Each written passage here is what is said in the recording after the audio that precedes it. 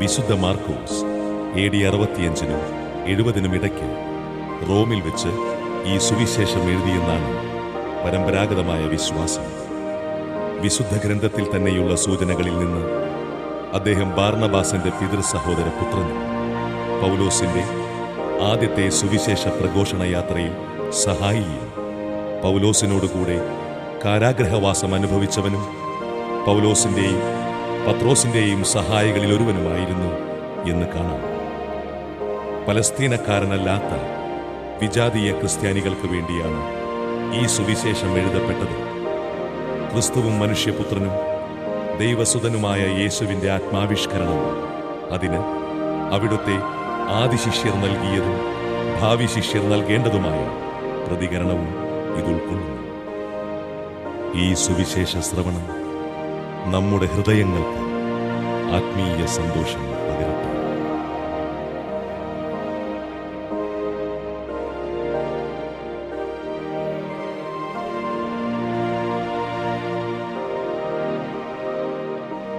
അധ്യായം 1. ദൈവപുത്രനായ യേശുക്രിസ്തുവിന്റെ സുവിശേഷത്തിന്റെ ആരംഭം. ഇതാ, നിനക്ക് മുമ്പേ ഞാൻ എൻ്റെ ദൂതനെ അയക്കുന്നു. അവൻ നിന്റെ വഴിയൊരുക്കും.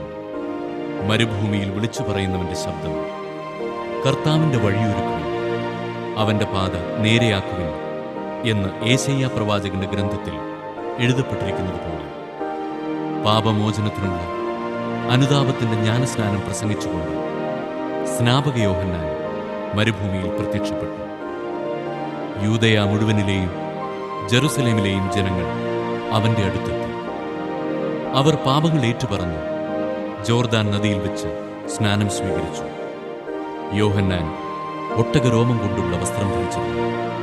അരയിൽ തോൽപ്പെട്ട ചുറ്റിയിരുന്നു. വെട്ടുക്കിളിയും കാട്ടുതേനുമായിരുന്നു അവന്റെ ഭക്ഷണം. അവൻ ഇപ്രകാരം ഉദ്ഘോഷിച്ചു: എന്നേക്കാൾ ശക്തനായവൻ എന്റെ പിന്നാലെ വരുന്നു. കുനിഞ്ഞവന്റെ ചെരുപ്പിന്റെ വള്ളികൾ അഴിക്കാൻ പോലും ഞാൻ യോഗ്യനല്ല. ഞാൻ നിങ്ങൾക്ക് ജലം കൊണ്ടുള്ള സ്നാനം നൽകി, അവനോ പരിശുദ്ധാത്മാവിനാൽ നിങ്ങൾക്ക് സ്നാനം നൽകി. അന്നൊരിക്കൽ യേശു ഗലീലയിലെ നസ്രത്തിൽ നിന്ന് വന്നു ജോർദാനിൽ വെച്ച് യോഹന്നാനിൽ നിന്ന് സ്നാനം സ്വീകരിച്ചു. വെള്ളത്തിൽ നിന്ന് കയറുമ്പോൾ പെട്ടെന്ന് ആകാശം പിളരുന്നതും ആത്മാവ് പ്രാവിന്റെ രൂപത്തിൽ തന്റെ മേൽ ഇറങ്ങി വരുന്നതും അവൻ കണ്ടു. സ്വർഗത്തിൽ നിന്ന് ഒരു സ്വരമുണ്ടായി: നീ എന്റെ പ്രിയപുത്രൻ, നിന്നിൽ ഞാൻ പ്രസാദിച്ചിരിക്കുന്നു. ഉടനെ ആത്മാവ് അവനെ മരുഭൂമിയിലേക്ക് നയിച്ചു. സാത്താനാൽ പരീക്ഷിക്കപ്പെട്ടു 40 ദിവസം അവൻ മരുഭൂമിയിൽ വസിച്ചു. അവൻ വന്യമൃഗങ്ങളോട് കൂടെയായിരുന്നു. ദൈവദൂതന്മാർ അവനെ ശുശ്രൂഷിച്ചു. യോഹന്നാൻ ബന്ധനസ്ഥനായപ്പോൾ യേശു ദൈവത്തിന്റെ സുവിശേഷം പ്രസംഗിച്ചുകൊണ്ട് ഗലീലയിലേക്ക് വന്നു. അവൻ പറഞ്ഞു: സമയം പൂർത്തിയായി, ദൈവരാജ്യം സമീപിച്ചിരിക്കുന്നു. അനുദപിച്ച് സുവിശേഷത്തിൽ വിശ്വസിക്കുക. അവൻ ഗലീലി കടൽ തീരത്തുകൂടെ കടന്നു പോകുമ്പോൾ ശിമയോനെയും അവന്റെ സഹോദരൻ അന്ത്രയോസിനെയും കണ്ടു. മീൻപിടുത്തക്കാരായ അവർ കടലിൽ വലയെറിയുകയായി. യേശു അവരോട് പറഞ്ഞു: എന്നെ അനുഗമിക്കുക, ഞാൻ നിങ്ങളെ മനുഷ്യരെ പിടിക്കുന്നവരാണ്. ഉടനെ വലയുപേക്ഷിച്ച് അവർ അവനെ അനുഗമിച്ചു. കുറച്ചു ദൂരം കൂടി പോയപ്പോൾ സെബദിയുടെ പുത്രനായ യാക്കോബിനെയും അവന്റെ സഹോദരൻ യോഹന്നാനെയും കണ്ടു. അവർ വഞ്ചിയിലിരുന്ന് വലയുടെ കേടുപോക്കുകയായിരുന്നു. ഉടനെ അവൻ അവരെയും വിളിച്ചു. അവർ പിതാവായ സെബദിയെ സേവകരോടൊപ്പം വള്ളത്തിൽ വിട്ട് അവനെ അനുഗമിച്ചു. അവർ കഫർനാമിലെത്തി. സാബത്ത് ദിവസം അവൻ സിനഗോഗിൽ പ്രവേശിച്ച് പഠിപ്പിച്ചു. അവന്റെ പ്രബോധനത്തിൽ അവർ വിസ്മയഭരിതരായി. കാരണം നിയമജ്ഞരെ പോലെയല്ല, അധികാരമുള്ളവനെ പോലെയാണ് അവൻ പഠിപ്പിച്ചത്. അശുദ്ധാത്മാവ് ബാധിച്ച ഒരുവൻ അവിടെ ഉണ്ടായിരുന്നു. അവൻ അലറി: നസറായനായ യേശുവേ, നീ എന്തിന് ഞങ്ങളുടെ കാര്യത്തിൽ ഇടപെടുന്നു? ഞങ്ങളെ നശിപ്പിക്കാനാണോ നീ വന്നിരിക്കുന്നത്? നീ ആരാണെന്ന് എനിക്കറിയാം, ദൈവത്തിന്റെ പരിശുദ്ധൻ. യേശു അവനെ ശാസിച്ചു: നിശബ്ദനായിരിക്കുക, അവനെ വിട്ട് നീ പുറത്തു വരിക.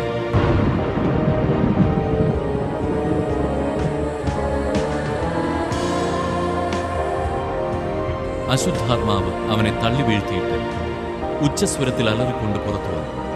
എല്ലാവരും അത്ഭുതപ്പെട്ടു പരസ്പരം പറഞ്ഞു, ഇതെന്ത് അധികാരത്തോടെയുള്ള പുതിയ പ്രബോധനമോ? അശുദ്ധാത്മാക്കളോട് പോലും അവൻ ആജ്ഞാപിക്കുന്നു. അവ അനുസരിക്കുകയും ചെയ്യുന്നു. അവന്റെ പ്രശസ്തി ഗലീലയുടെ സമീപ പ്രദേശങ്ങളിലെല്ലാം പെട്ടെന്ന് വ്യാപിച്ചു. യേശു സിനഗോഗിൽ നിന്ന് ഇറങ്ങി യാക്കോബിനോടും യോഹന്നാനോടും കൂടി ശിമയോന്റെയും അന്ത്രയോസിന്റെയും ഭവനത്തിലെത്തി. ശിമയോന്റെ അമ്മായിയമ്മ പനി പിടിച്ച് കിടപ്പായിരുന്നു. അവളുടെ കാര്യം അവർ അവനോട് പറഞ്ഞു. അവൻ അടുത്തു ചെന്ന് അവളെ കൈക്ക് പിടിച്ചെഴുന്നേൽപ്പിച്ചു. പനി അവളെ വിട്ടുമാറി. അവൾ അവരെ ശുശ്രൂഷിച്ചു. അന്ന് വൈകുന്നേരം സൂര്യാസ്തമയമായപ്പോൾ രോഗികളും പിശാചുബാധിതരുമായ എല്ലാവരെയും അവർ അവന്റെ അടുത്ത് കൊണ്ടുവന്നു. നഗരവാസികളെല്ലാം വാതിൽക്കൽ സമ്മേളിച്ചു.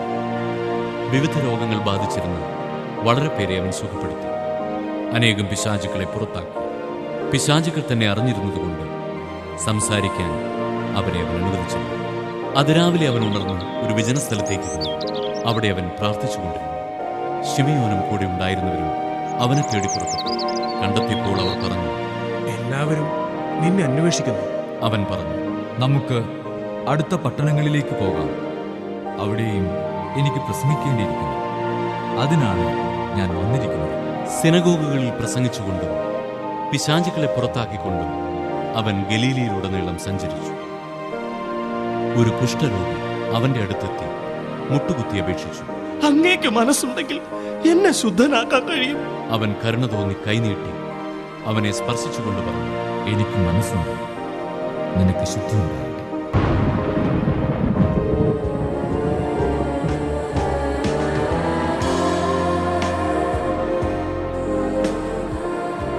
തൽക്ഷണം കുഷ്ഠം മാറി അവന് ശുദ്ധി വന്നു. യേശു അവനെ കർശനമായി താക്കീത് ചെയ്ത് പറഞ്ഞയച്ചു. നീ ഇതേപ്പറ്റി ആരോടും ഒന്നും സംസാരിക്കരുത്. എന്നാൽ പോയി പുരോഹിതന് നിന്നെ തന്നെ കാണിച്ചു കൊടുക്കുക. മോശയുടെ കൽപ്പനയനുസരിച്ച് ജനങ്ങൾക്ക് സാക്ഷ്യത്തിനായി ശുദ്ധീകരണ കാഴ്ചകൾ സമർപ്പിക്കുകയും ചെയ്യുക. എന്നാൽ അവൻ പുറത്തു ചെന്ന് വളരെ കാര്യങ്ങൾ പ്രഘോഷിക്കാനും ഇത് പ്രസിദ്ധമാക്കാനും തുടങ്ങി. തന്മൂലം പിന്നീട് പട്ടണത്തിൽ പരസ്യമായി പ്രവേശിക്കാൻ യേശുവിന് സാധിച്ചു. അവൻ പുറത്ത് വിജനപ്രദേശങ്ങളിൽ തങ്ങി. ജനങ്ങളാകട്ടെ എല്ലായിടങ്ങളിലും നിന്ന് അവന്റെ അടുത്ത് വന്നുകൊണ്ടിരുന്നു. അധ്യായം 2. കുറെ ദിവസങ്ങൾ കഴിഞ്ഞ് യേശു കഫർനാമിൽ തിരിച്ചെത്തിയപ്പോൾ അവൻ വീട്ടിലുണ്ട് എന്ന വാർത്ത പ്രചരിച്ചു. വാതിൽക്കൽ പോലും നിൽക്കാൻ സ്ഥലം തികയാത്ത വിധം നിരവധി ആളുകൾ അവിടെ പോയി. അവൻ അവരോട് വചനം പ്രസംഗിച്ചുകൊണ്ടിരുന്നു. അപ്പോൾ 4 പേർ ഒരു തളർവാദ രോഗിയെ എടുത്തുകൊണ്ടുവന്നു. ജനക്കൂട്ടം നിമിത്തം അവന്റെ അടുത്തെത്താൻ അവർക്ക് കഴിഞ്ഞില്ല. അതിനാൽ അവൻ ഇരുന്ന സ്ഥലത്തിന്റെ മേൽക്കൂര പൊളിച്ച് തളർവാദ രോഗിയെ അവർ കിടക്കയോടെ താഴോട്ടിരുന്നു. അവരുടെ വിശ്വാസം കണ്ട് യേശു തളർവാദ രോഗിയോട് പറഞ്ഞു, മകനെ, നിന്റെ പാപങ്ങൾ ക്ഷമിക്കപ്പെട്ടിരിക്കുന്നു. നിയമജ്ഞരിൽ ചിലർ അവിടെ ഇരിപ്പുണ്ടായിരുന്നു. അവർ ചിന്തിച്ചു, എന്തുകൊണ്ടാണ് ഇവൻ ഇപ്രകാരം സംസാരിക്കുന്നത്? ഇവൻ ദൈവദൂഷണം പറയുന്നു.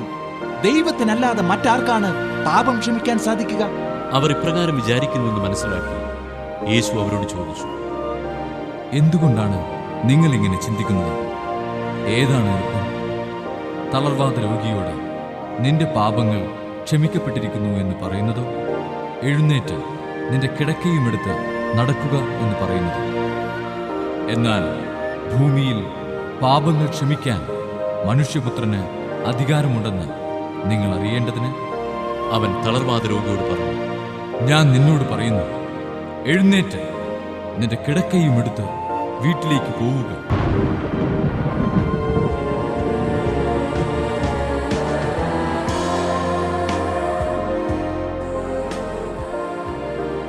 തൽക്ഷണം അവൻ എഴുന്നേറ്റ് കിടക്കയും എടുത്ത് എല്ലാവരും കാണുക പുറത്തേക്ക് പോയി.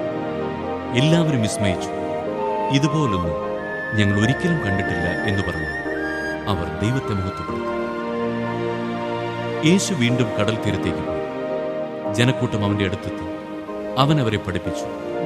അവൻ കടന്നുപോയപ്പോൾ ഹൽപ്പയുടെ പുത്രനായ ലേവി ചുങ്കസ്ഥലത്ത് ഇരിക്കുന്നത് കണ്ട് അവനോട് പറഞ്ഞു, എന്നെ അനുഗമിക്കുക. അവൻ എഴുന്നേറ്റ് യേശുവിനെ അനുഗമിച്ചു. അവൻ ലേവിയുടെ ഭവനത്തിൽ ഭക്ഷണത്തിനിരിക്കുമ്പോൾ അനേകം ചുങ്കക്കാരും പാപികളും അവന്റെയും ശിഷ്യരുടെയും കൂടെയിരുന്നു. കാരണം അവനെ അനുഗമിച്ചവർ നിരവധിയായിരുന്നു. അവൻ പാപികളോടും ചുങ്കക്കാരോടുമൊപ്പം ഭക്ഷണം കഴിക്കുന്നത് കണ്ടു. ഫരിസേയരിൽപ്പെട്ട ചില നിയമജ്ഞർ ശിഷ്യന്മാരോട് ചോദിച്ചു, അവൻ ചുങ്കക്കാരുടെയും പാപികളുടെയും കൂടെ ഭക്ഷിക്കുന്നതെന്ത്? ഇത് കേട്ട് യേശു പറഞ്ഞു, ആരോഗ്യമുള്ളവർക്കല്ല, രോഗികൾക്കാണ് വൈദ്യനെ കൊണ്ട് ആവശ്യം. നീതിമാന്മാരെയല്ല, പാപികളെ വിളിക്കാനാണ് ഞാൻ വന്നത്. യോഹന്നാന്റെ ശിഷ്യന്മാരും ഫരിസേയരും ഉപവസിക്കുകയായിരുന്നു. ആളുകൾ വന്ന് യേശുവിനോട് ചോദിച്ചു, യോഹന്നാന്റെയും ഫരിസേയരുടെയും ശിഷ്യന്മാർ ഉപവസിക്കുകയും നിന്റെ ശിഷ്യന്മാർ ഉപവസിക്കാതിരിക്കുകയും ചെയ്യുന്നതെന്തുകൊണ്ട്? യേശു പറഞ്ഞു, മണവാളൻ കൂടെയുള്ളപ്പോൾ മണവറത്തോഴർക്ക് ഉപവസിക്കാൻ സാധിക്കുമോ? മണവാളൻ കൂടെയുള്ളിടത്തോളം കാലം അവർക്ക് ഉപവസിക്കാനാവില്ല.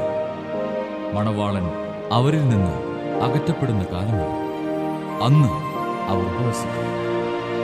ആരും പഴയ വസ്ത്രത്തിൽ പുതിയ കഷണം തുന്നിപ്പിടിപ്പിക്കാറില്ല. അങ്ങനെ ചെയ്താൽ തുന്നിച്ചേർത്ത കഷണം അതിൽ നിന്ന് കീറിപ്പോരുകയും കീറൽ വലുതാവുകയും ചെയ്യും. ആരും പുതിയ വീഞ്ഞ് പഴയ തോൽക്കുടങ്ങളിൽ ഒഴിച്ചുവെക്കാറില്ല. അങ്ങനെ ചെയ്താൽ തോൽക്കുടങ്ങൾ പിളരുകയും വീഞ്ഞും തോൽക്കുടങ്ങളും നഷ്ടപ്പെടുകയും ചെയ്യും. പുതിയ വീഞ്ഞിന് പുതിയ തോൽക്കുടങ്ങൾ വേണം.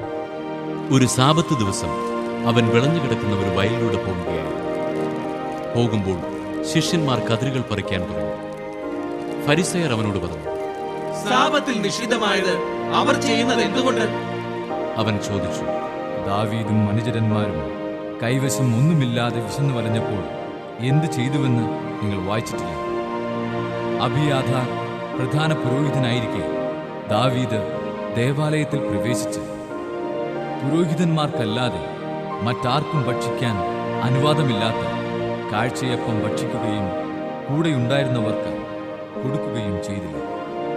അവൻ അവരോട് പറഞ്ഞു, സാബത്ത് മനുഷ്യന് വേണ്ടി, മനുഷ്യൻ സാബത്തിന് വേണ്ടിയല്ല.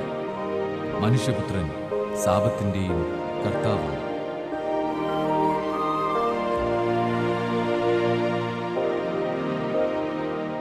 അധ്യായം 7.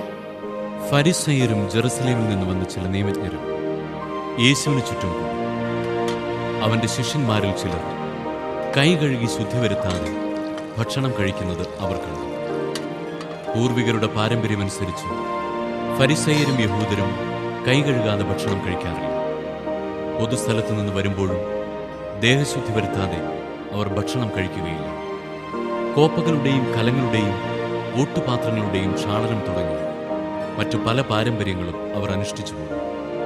ഫരിസേയരും നിയമജ്ഞരും അവനോട് ചോദിച്ചു, നിന്റെ ശിഷ്യന്മാർ പൂർവികരുടെ പാരമ്പര്യത്തിന് വിപരീതമായി അശുദ്ധമായ കൈകൊണ്ട് ഭക്ഷിക്കുന്നത് എന്ത്? അവൻ പറഞ്ഞു, കപടനാട്യക്കാരായ നിങ്ങളെക്കുറിച്ച് യേശയ്യ ശരിയായി തന്നെ പ്രവചിച്ചു. അവൻ എഴുതിയിരിക്കുന്നു, ഈ ജനം അധരങ്ങൾ കൊണ്ട് എന്നെ ബഹുമാനിക്കുന്നു, എന്നാൽ അവരുടെ ഹൃദയം എന്നിൽ നിന്ന് വളരെ ദൂരെയാണ്.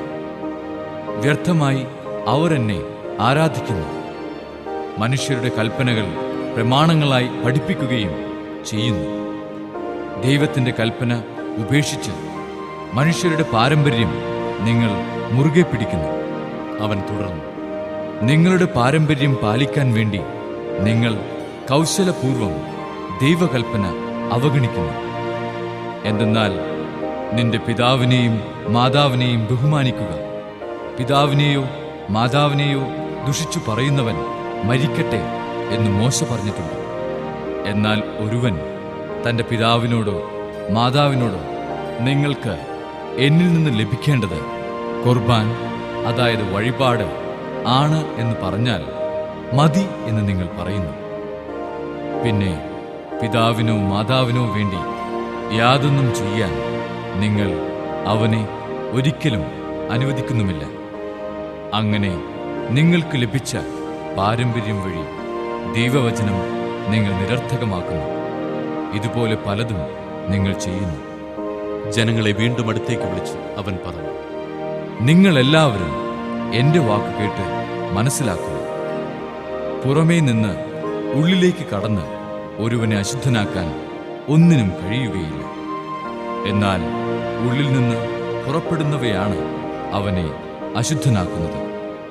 കേൾക്കാൻ ചെവിയുള്ളവൻ കേൾക്കട്ടെ. അവൻ ജനങ്ങളെ വിട്ട് ഭവനത്തിലെത്തിയപ്പോൾ ഈ ഉപമയെക്കുറിച്ച് ശിഷ്യന്മാർ ചോദിച്ചു. അവൻ പറഞ്ഞു, നിങ്ങളും വിവേചനാശക്തിയില്ലാത്തവരാണ്. പുറമേ നിന്ന് മനുഷ്യന്റെ ഉള്ളിൽ പ്രവേശിക്കുന്ന ഒന്നിനും അവനെ അശുദ്ധനാക്കാൻ സാധിക്കുകയില്ലെന്ന് നിങ്ങൾ മനസ്സിലാക്കുന്നില്ല. കാരണം അവ മനുഷ്യന്റെ ഹൃദയത്തിൽ പ്രവേശിക്കുന്നില്ല, പിന്നെയോ ഉദരത്തിലേക്ക് കടക്കുകയും വിസർജിക്കപ്പെടുകയും ചെയ്യുന്നു. എല്ലാ ഭക്ഷണപദാർത്ഥങ്ങളും ശുദ്ധമാണെന്ന് അങ്ങനെ അവൻ പ്രഖ്യാപിച്ചു. അവൻ തുടർന്നു, ഒരുവന്റെ ഉള്ളിൽ നിന്ന് പുറപ്പെടുന്ന കാര്യങ്ങളാണ് അവനെ അശുദ്ധനാക്കുന്നത്. എന്നാൽ ഉള്ളിൽ നിന്നാണ്, മനുഷ്യന്റെ ഹൃദയത്തിൽ നിന്നാണ് ദുശ്ചിന്ത, പരസംഗം, മോഷണം, കൊലപാതകം, വ്യഭിചാരം, ദുരാഗ്രഹം, ദുഷ്ടത, വഞ്ചന, ഭോഗാസക്തി, അസൂയ, ദൂഷണം, അഹങ്കാരം, മൂഢത എന്നിവ പുറപ്പെടുന്നത്. ഈ തിന്മകളെല്ലാം ഉള്ളിൽ നിന്ന് വരുന്നു. അവ മനുഷ്യനെ അശുദ്ധനാക്കുകയും ചെയ്യുന്നു. അവൻ അവിടെ നിന്ന് എഴുന്നേറ്റ് ടയറിലേക്ക് പോയി അവിടെ ഒരു വീട്ടിൽ പ്രവേശിച്ചു. തന്നെ ആരും തിരിച്ചറിയാതിരിക്കണമെന്ന് അവൻ ആഗ്രഹിച്ചു. എങ്കിലും അവന് മറഞ്ഞിരിക്കാൻ കഴിഞ്ഞില്ല. ഒരു സ്ത്രീ അവനെക്കുറിച്ച് കേട്ട് അവിടെ എത്തി. അവൾക്ക് അശുദ്ധാത്മാവ് ബാധിച്ച ഒരു കൊച്ചുമകളുണ്ടായിരുന്നു. ആ സ്ത്രീ വന്ന് അവന്റെ കാൽക്കൽ വീണു. അവൾ സീറോ ഫിനീഷ്യൻ വംശത്തിൽപ്പെട്ട ഒരു ഗ്രീക്കുകാരിയായിരുന്നു. തന്റെ മകളിൽ നിന്ന് പിശാചിനെ ബഹിഷ്കരിക്കണമെന്ന് അവൾ അവനോട് അപേക്ഷിച്ചു. അവൻ പ്രതിവചിച്ചു, ആദ്യം മക്കൾ ഭക്ഷിച്ച് തൃപ്തരാകട്ടെ. മക്കളുടെ അപ്പമെടുത്ത് നായ്ക്കൾക്ക് എറിഞ്ഞു കൊടുക്കുന്നത് നന്നല്ല. അവൾ മറുപടി പറഞ്ഞു, കർത്താവേ, അത് ശരിയാണ്. എങ്കിലും മേശയ്ക്ക് കീഴെ നിന്ന് നായ്ക്കളും മക്കൾക്കുള്ള അപ്പകഷ്ണങ്ങളുടെ ബാക്കി തിന്നുന്നുണ്ടല്ലോ. അവൻ അവളോട് പറഞ്ഞു, ഈ വാക്കുമൂലം നീ പോയിക്കൊള്ളുക. പിശാച് നിന്റെ മകളെ വിട്ടുപോയിരിക്കുന്നു. അവൾ വീട്ടിലേക്ക് പോയി. കുട്ടി കട്ടിലിൽ കിടക്കുന്നത് അവൾ കണ്ടു. പിശാച് അവളെ വിട്ടുപോയിരുന്നു. അവൻ ടൈർ പ്രദേശത്തു നിന്ന് പുറപ്പെട്ടു സീദോൻ കടന്നു ദെക്കാപോളിസ് പ്രദേശത്തു കൂടി ഗലീലി കടൽ തീരത്തേക്ക് പോയി. ബധിരനും സംസാരത്തിന് തടസ്സമുണ്ടായിരുന്നവനുമായ ഒരുവനെ അവർ അവന്റെ അടുത്ത് കൊണ്ടുപോയി. അവന്റെ മേൽ കൈകൾ വയ്ക്കണമെന്ന് അവർ അവനോട് അപേക്ഷിച്ചു. യേശു അവനെ ജനക്കൂട്ടത്തിൽ നിന്ന് മാറ്റി നിർത്തി. അവന്റെ ചെവികളിൽ വിരലുകൾ തുപ്പലുകൊണ്ട് അവന്റെ നാവിൽ സ്പർശിച്ചു. സ്വർഗത്തിലേക്ക് നോക്കി നെടുവേർപ്പെട്ടുകൊണ്ട് അവനോട് പറഞ്ഞു, എഫ്ഫാത്ത.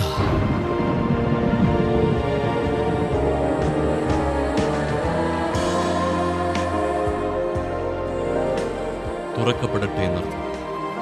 ഉടനെ അവന്റെ ചെവികൾ തുറന്നു, നാവിന്റെ കെട്ടഴിഞ്ഞു. അവൻ സ്ഫുടമായി സംസാരിച്ചു. ഇക്കാര്യം ആരോടും പറയരുതെന്ന് അവൻ അവരെ വിലക്കി. എന്നാൽ എത്രയേറെ അവൻ വിലക്കിയോ അത്രയേറെ ശുഷ്കാന്തിയോടെ അവർ അത് പ്രഘോഷിച്ചു. അവർ അളവറ്റ വിസ്മയത്തോട് പറഞ്ഞു, അവൻ എല്ലാ കാര്യങ്ങളും നന്നായി ചെയ്യുന്നു. ബധിരർക്ക് ശ്രവണശക്തിയും ഊമർക്ക് സംസാരശക്തിയും നൽകുന്നു.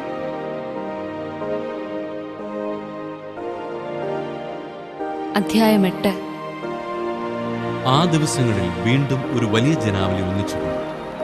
അവർക്ക് ഭക്ഷിക്കാൻ ഒന്നുമുണ്ടായിരുന്നു. അവൻ ശിഷ്യന്മാരെ വിളിച്ചു പറഞ്ഞു, ഈ ജനക്കൂട്ടത്തോട് എനിക്ക് അനുകമ്പ തോന്നുന്നു. ഇവർ 3 ദിവസമായി എന്നോട് കൂടെയാണ്. അവർക്ക് ഭക്ഷിക്കാൻ ഒന്നുമില്ല. അവരെ വിശപ്പോടെ വീട്ടിലേക്ക് പറഞ്ഞയച്ചാൽ വഴിയിൽ തളർന്നു വീണേക്കും.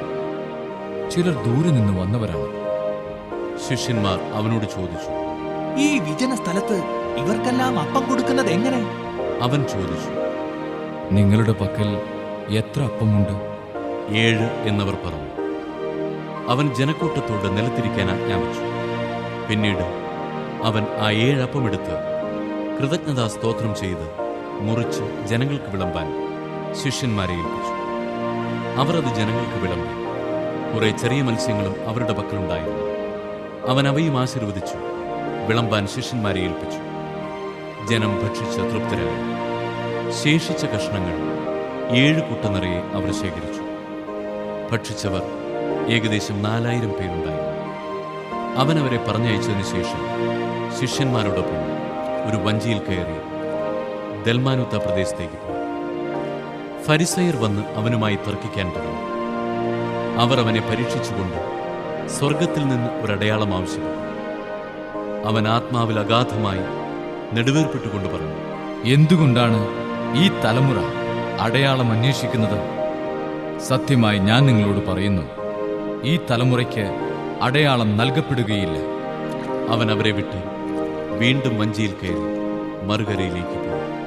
ശിഷ്യന്മാർ അപ്പമെടുക്കാൻ മറന്നുപോയിരുന്നു. വഞ്ചിയിൽ അവരുടെ പക്കൽ ഒരപ്പം മാത്രമേ ഉണ്ടായിരുന്നു. അവൻ മുന്നറിയിപ്പ് നൽകി, നിങ്ങൾ ജാഗരൂകരായിരിക്കുവിൻ.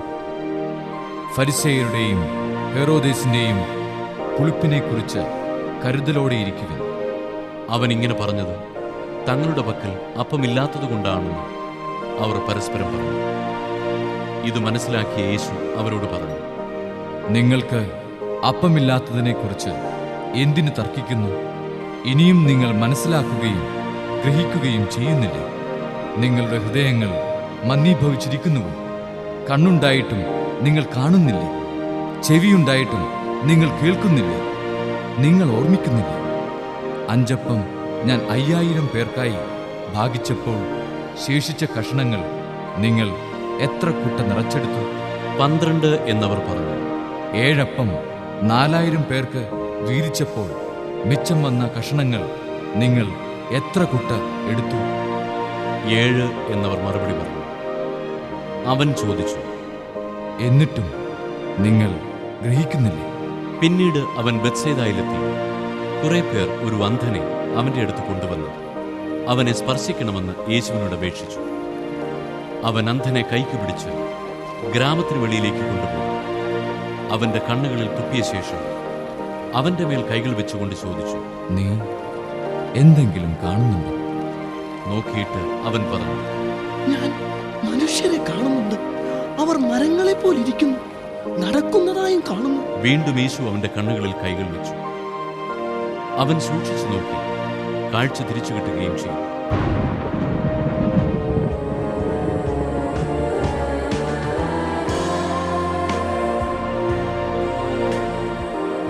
അവൻ എല്ലാ വസ്തുക്കളും വ്യക്തമായി കണ്ടു. ഗ്രാമത്തിൽ പ്രവേശിക്കുക പോലും ചെയ്യരുത് എന്ന് പറഞ്ഞ് യേശു അവനെ വീട്ടിലേക്ക് അയച്ചു. യേശുവും ശിഷ്യന്മാരും കേസറിയ ഫിലിപ്പിയിലെ ഗ്രാമങ്ങളിലേക്ക് പുറപ്പെട്ടു. വഴിമധ്യേ അവൻ ശിഷ്യന്മാരോട് ചോദിച്ചു, ഞാൻ ആരെന്നാണ് ആളുകൾ പറയുന്നത്? അവർ പറഞ്ഞു, ചിലർ സ്നാപക യോഹന്നാൻ എന്നും മറ്റു ചിലർ ഏലിയ എന്നും വേറെ ചിലർ പ്രവാചകന്മാരിൽ ഒരുവനെന്നും പറയുന്നു. അവൻ ചോദിച്ചു, എന്നാൽ ഞാൻ ആരെന്നാണ് നിങ്ങൾ പറയുന്നത്? പത്രോസ് മറുപടി പറഞ്ഞു, നീ ക്രിസ്തുവാണ്. തന്നെക്കുറിച്ച് ആരോടും പറയരുതെന്ന് അവൻ അവരോട് കൽപ്പിച്ചു. മനുഷ്യപുത്രൻ വളരെയേറെ സഹിക്കുകയും ജനപ്രമാണികൾ, പ്രധാന പുരോഹിതന്മാർ, നിയമജ്ഞർ എന്നിവരാൽ തിരസ്കരിക്കപ്പെടുകയും വധിക്കപ്പെടുകയും 3 ദിവസങ്ങൾക്ക് ശേഷം ഉയർത്തെഴുന്നേൽക്കുകയും ചെയ്യേണ്ടിയിരിക്കുന്നുവെന്ന് അവൻ അവരെ പഠിപ്പിക്കാൻ തുടങ്ങി. അവൻ ഇക്കാര്യം തുറന്നു പറഞ്ഞു. അപ്പോൾ പത്രോസ് അവനെ മാറ്റി നിർത്തിക്കൊണ്ട് തടസ്സം പറയാൻ തുടങ്ങി. യേശു പിന്തിരിഞ്ഞു നോക്കിയപ്പോൾ ശിഷ്യന്മാർ നിൽക്കുന്നത് കണ്ട് പത്രോസിനെ ശാസിച്ചുകൊണ്ട് പറഞ്ഞു, സാത്താനെ, നീ എന്റെ മുമ്പിൽ നിന്ന് പോകൂ. നിന്റെ ചിന്ത ദൈവീകമല്ല, മാനുഷികമാണ്. അവൻ ശിഷ്യന്മാരോടൊപ്പം ജനക്കൂട്ടത്തെയും തന്റെ അടുത്തേക്ക് വിളിച്ചു വരുത്തി അവരോട് പറഞ്ഞു, ആരെങ്കിലും എന്നെ അനുഗമിക്കാൻ ആഗ്രഹിക്കുന്നെങ്കിൽ അവൻ തന്നെ തന്നെ പരിത്യജിച്ച് തന്റെ കുരിശുമെടുത്ത് എന്നെ അനുഗമിക്കട്ടെ. സ്വന്തം ജീവൻ രക്ഷിക്കാൻ ആഗ്രഹിക്കുന്നവൻ അത് നഷ്ടപ്പെടുത്തും. ആരെങ്കിലും എനിക്കു വേണ്ടിയോ സുവിശേഷത്തിനു വേണ്ടിയോ സ്വന്തം ജീവൻ നഷ്ടപ്പെടുത്തിയാൽ അവൻ അതിനെ രക്ഷിക്കും. ഒരുവൻ ലോകം മുഴുവൻ നേടിയാലും തന്റെ ആത്മാവിനെ നഷ്ടപ്പെടുത്തിയാൽ അതുകൊണ്ട് അവൻ എന്തു പ്രയോജനം? മനുഷ്യൻ സ്വന്തം ആത്മാവിന് പകരമായി എന്തു കൊടുക്കും? പാപം നിറഞ്ഞതും അവിശ്വസ്തവുമായ ഈ തലമുറയിൽ എന്നെക്കുറിച്ചോ എന്റെ വചനങ്ങളെക്കുറിച്ചോ ലജ്ജിക്കുന്നവനെപ്പറ്റി മനുഷ്യപുത്രനും തന്റെ പിതാവിന്റെ മഹത്വത്തിൽ പരിശുദ്ധ ദൂതന്മാരോടുകൂടെ വരുമ്പോൾ ലജ്ജിക്കും.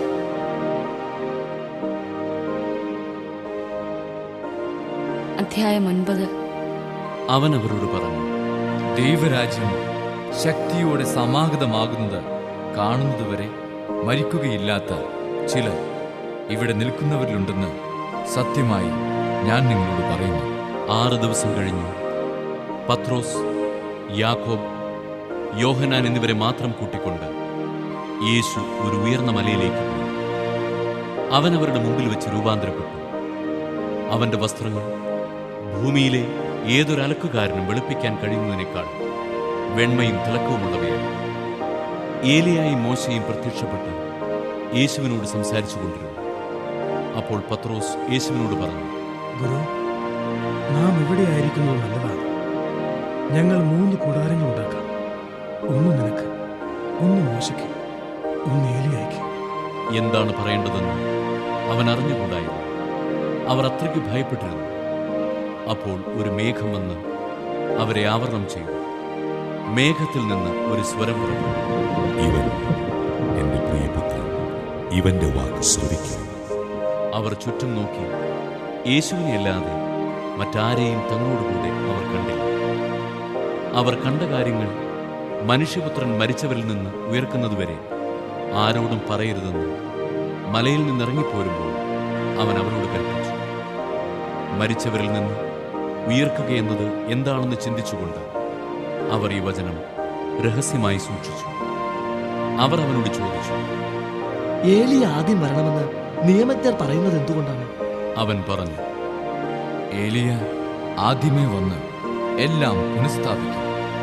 മനുഷ്യപുത്രൻ വളരെ പീഡകൾ സഹിക്കുകയും നിന്ദനങ്ങൾ ഏൽക്കുകയും ചെയ്യണമെന്ന് എഴുതപ്പെട്ടിരിക്കുന്നത് എന്തുകൊണ്ട്? ഞാൻ നിങ്ങളോട് പറയുന്നു, ഏലിയ വന്നു കഴിഞ്ഞു. അവനെക്കുറിച്ച് എഴുതപ്പെട്ടിരിക്കുന്നത് പോലെ തന്നെ തങ്ങൾക്കിഷ്ടമുള്ളതെല്ലാം അവർ അവനോട് ചെയ്തു. അവർ ശിഷ്യന്മാരുടെ അടുത്തെത്തിയപ്പോൾ വലിയൊരു ജനക്കൂട്ടം അവരുടെ ചുറ്റും കൂടിയിരിക്കുന്നതും നിയമജ്ഞർ അവരോട് തർക്കിച്ചുകൊണ്ടിരിക്കുന്നതും കണ്ടു. അവനെ കണ്ടയുടനെ ജനക്കൂട്ടം മുഴുവൻ വിസ്മയഭരിതരായി ഓടിക്കൂടി അവനെ അഭിവാദനം ചെയ്തു. അവൻ അവരോട് ചോദിച്ചു, നിങ്ങൾ എന്താണ് അവരുമായി തർക്കിക്കുന്നത്? ജനക്കൂട്ടത്തിൽ ഒരാൾ മറുപടി പറഞ്ഞു, ഗുരു, ഞാൻ എൻ്റെ മകനെ അങ്ങയുടെ അടുത്ത് കൊണ്ടുവന്നിട്ടുണ്ട്.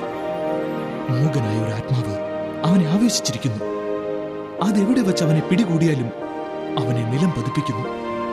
അപ്പോൾ അവൻ പല്ല് കടിക്കുകയും നുരയും പതയും പുറപ്പെടുവിക്കുകയും മരവിച്ച് പോവുകയും ചെയ്തു.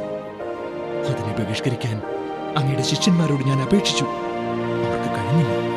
അവൻ അവരോട് പ്രതിവചിച്ചു, വിശ്വാസമില്ലാത്ത തലമുറയെ എത്ര നാൾ ഞാൻ നിങ്ങളോടുകൂടെ ഉണ്ടായിരിക്കും? എത്ര നാൾ ഞാൻ നിങ്ങളോട് ക്ഷമിച്ചിരിക്കും? അവനെ എന്റെ അടുക്കൽ കൊണ്ടുവരും. അവർ അവനെ അവന്റെ അടുക്കൽ കൊണ്ടുവന്നു. അവനെ കണ്ടയുടനെ ആത്മാവ് കുട്ടിയെ തള്ളിയിട്ടു. അവൻ നിലത്ത് വീണ് ഉരുളുകയും അവന്റെ വായിലൂടെ നുരയും പതയും പുറപ്പെടുകയും ചെയ്തു. യേശു അവന്റെ പിതാവിനോട് ചോദിച്ചു, ഇത് തുടങ്ങിയിട്ട് എത്ര കാലമായി? അവൻ പറഞ്ഞു, ശൈശവം മുതൽ. പലപ്പോഴും അതവനെ നശിപ്പിക്കാൻ വേണ്ടി തീരും വെള്ളത്തിലും വീഴ്ത്തിയിട്ടുണ്ട്. എന്തെങ്കിലും ചെയ്യാൻ നിനക്ക് കഴിയുമെങ്കിൽ ഞങ്ങളുടെ മേൽ കരുണ തോന്നി ഞങ്ങളെ സഹായിക്കണമേ.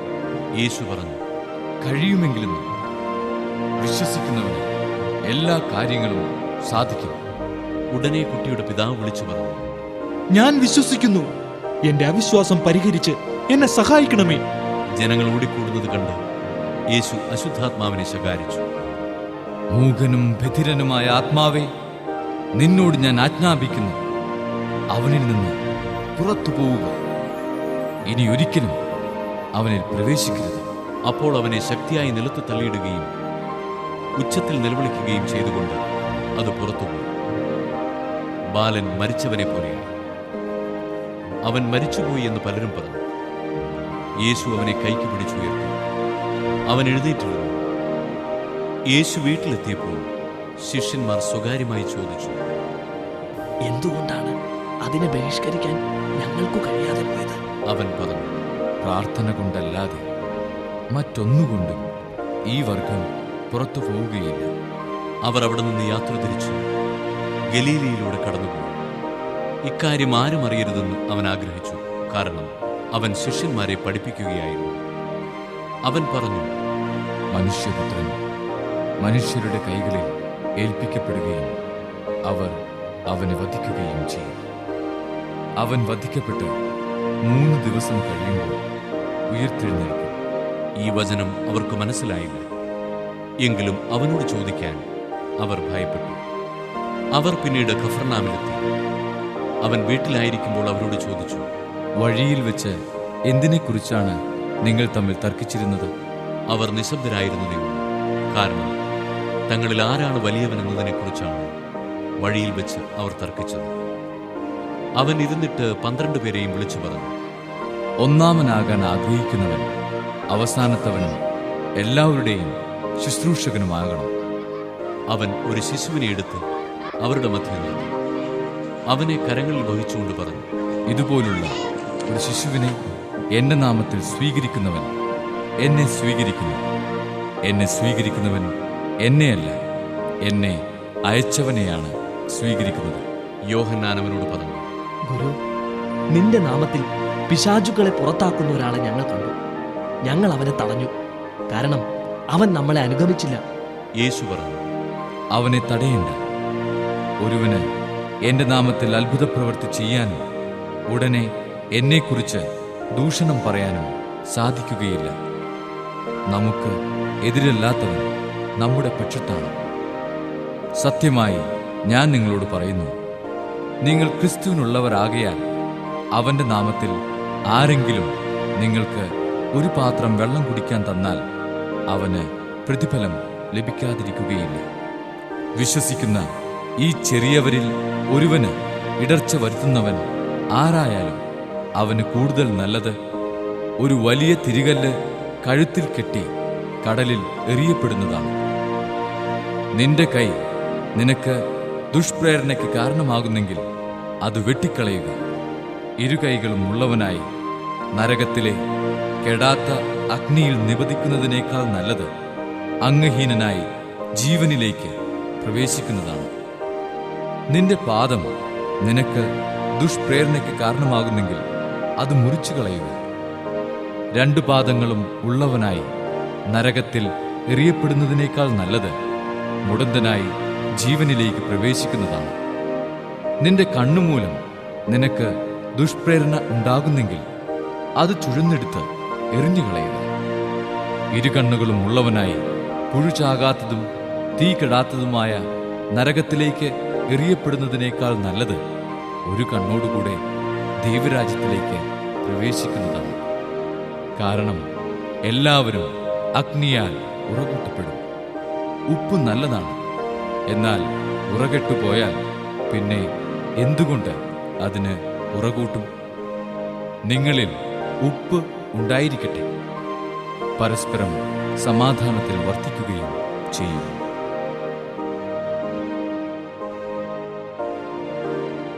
അധ്യായം 10. അവൻ അവിടം വിട്ട് യൂദയായിലേക്കും ജോർദാൻ മറുകരയിലേക്കും പോയി. വീണ്ടും ജനങ്ങൾ അവന്റെ അടുക്കൽ ഒരുമിച്ചു കൂടി. പതിവ് പോലെ അവൻ അവരെ പഠിപ്പിച്ചു. ഫരിസയർ വന്ന് അവനെ പരീക്ഷിച്ചുകൊണ്ട് ചോദിച്ചു, ഭാര്യയെ ഉപേക്ഷിക്കുന്നത് നിയമാനുസൃതമാണോ? അവൻ മറുപടി പറഞ്ഞു, മോശ എന്താണ് നിങ്ങളോട് കൽപ്പിച്ചത്? അവർ പറഞ്ഞു, ഉപേക്ഷാപത്രം കൊടുത്ത് അവളെ ഉപേക്ഷിക്കാൻ മോശ അനുവദിച്ചിട്ടുണ്ട്. യേശു പറഞ്ഞു, നിങ്ങളുടെ ഹൃദയകാഠിന്യം കൊണ്ടാണ് മോശ ഈ നിയമം നിങ്ങൾക്ക് വേണ്ടി എഴുതിയത്. എന്നാൽ സൃഷ്ടിയുടെ ആരംഭം മുതലേ ദൈവം അവരെ പുരുഷനും സ്ത്രീയുമായി സൃഷ്ടിച്ചു. ഇക്കാരണത്താൽ പുരുഷൻ പിതാവിനെയും മാതാവിനെയും വിടുകയും അവർ ഇരുവരും ഒരു ശരീരമായി തീരുകയും ചെയ്യും. പിന്നീടൊരിക്കലും അവർ രണ്ടല്ല, ഒറ്റ ശരീരമായിരിക്കും. അതിനാൽ ദൈവം സംയോജിപ്പിച്ചത് മനുഷ്യൻ വേർപെടുത്താതിരിക്കട്ടെ. ഇക്കാര്യത്തെക്കുറിച്ച് ശിഷ്യന്മാർ വീട്ടിൽ വെച്ച് വീണ്ടും അവനോട് ചോദിച്ചു. അവൻ പറഞ്ഞു, ഭാര്യയെ ഉപേക്ഷിച്ച് മറ്റൊരുവളെ വിവാഹം ചെയ്യുന്നവൻ വ്യഭിചാരം ചെയ്യുന്നു. ഭർത്താവിനെ ഉപേക്ഷിച്ച് മറ്റൊരാളെ വിവാഹം ചെയ്യുന്നവനും വ്യഭിചാരം ചെയ്യുന്നു. അവൻ തൊട്ട് അനുഗ്രഹിക്കുന്നതിന് വേണ്ടി ശിശുക്കളെ അവന്റെ അടുക്കൽ അവർ കൊണ്ടുവന്നു. ശിഷ്യന്മാരാകട്ടെ അവരെ ശകാരിച്ചു. ഇത് കണ്ടപ്പോൾ യേശു കോപിച്ച് അവരോട് പറഞ്ഞു, ശിശുക്കൾ എന്റെ അടുത്ത് വരാൻ അനുവദിക്കുകയും അവരെ തടയരുത്. എന്തെന്നാൽ ദൈവരാജ്യം അവരെപ്പോലുള്ളവരുടേതാണ്. സത്യമായി ഞാൻ നിങ്ങളോട് പറയുന്നു, ശിശുവിനെ പോലെ ദൈവരാജ്യം സ്വീകരിക്കാത്ത ആരും അതിൽ പ്രവേശിക്കുകയില്ല. അവൻ ശിശുക്കളെ എടുത്ത് അവരുടെ മേൽ കൈകൾ വെച്ച് അനുഗ്രഹിച്ചു. യേശു വഴിയിലേക്ക് ഇറങ്ങിയപ്പോൾ ഒരുവൻ ഓടിവന്ന് അവന്റെ മുമ്പിൽ മുട്ടുകുത്തി ചോദിച്ചു, നല്ലവനായ ഗുരു, നിത്യജീവൻ അവകാശമാക്കാൻ ഞാൻ എന്ത് ചെയ്യണം? യേശു അവനോട് ചോദിച്ചു, എന്തുകൊണ്ടാണ് നീ എന്നെ നല്ലവനെന്ന് വിളിക്കുന്നത്? ദൈവം ഒരുവനല്ലാതെ നല്ലവനായി ആരും ഇല്ല. പ്രമാണങ്ങൾ നിനക്കറിയാമല്ലോ. കൊല്ലരുത്, വ്യഭിചാരം ചെയ്യരുത്, മോഷ്ടിക്കരുത്, കള്ളസാക്ഷ്യം നൽകരുത്, വഞ്ചിക്കരുത്, പിതാവിനെയും മാതാവിനെയും ബഹുമാനിക്കുക.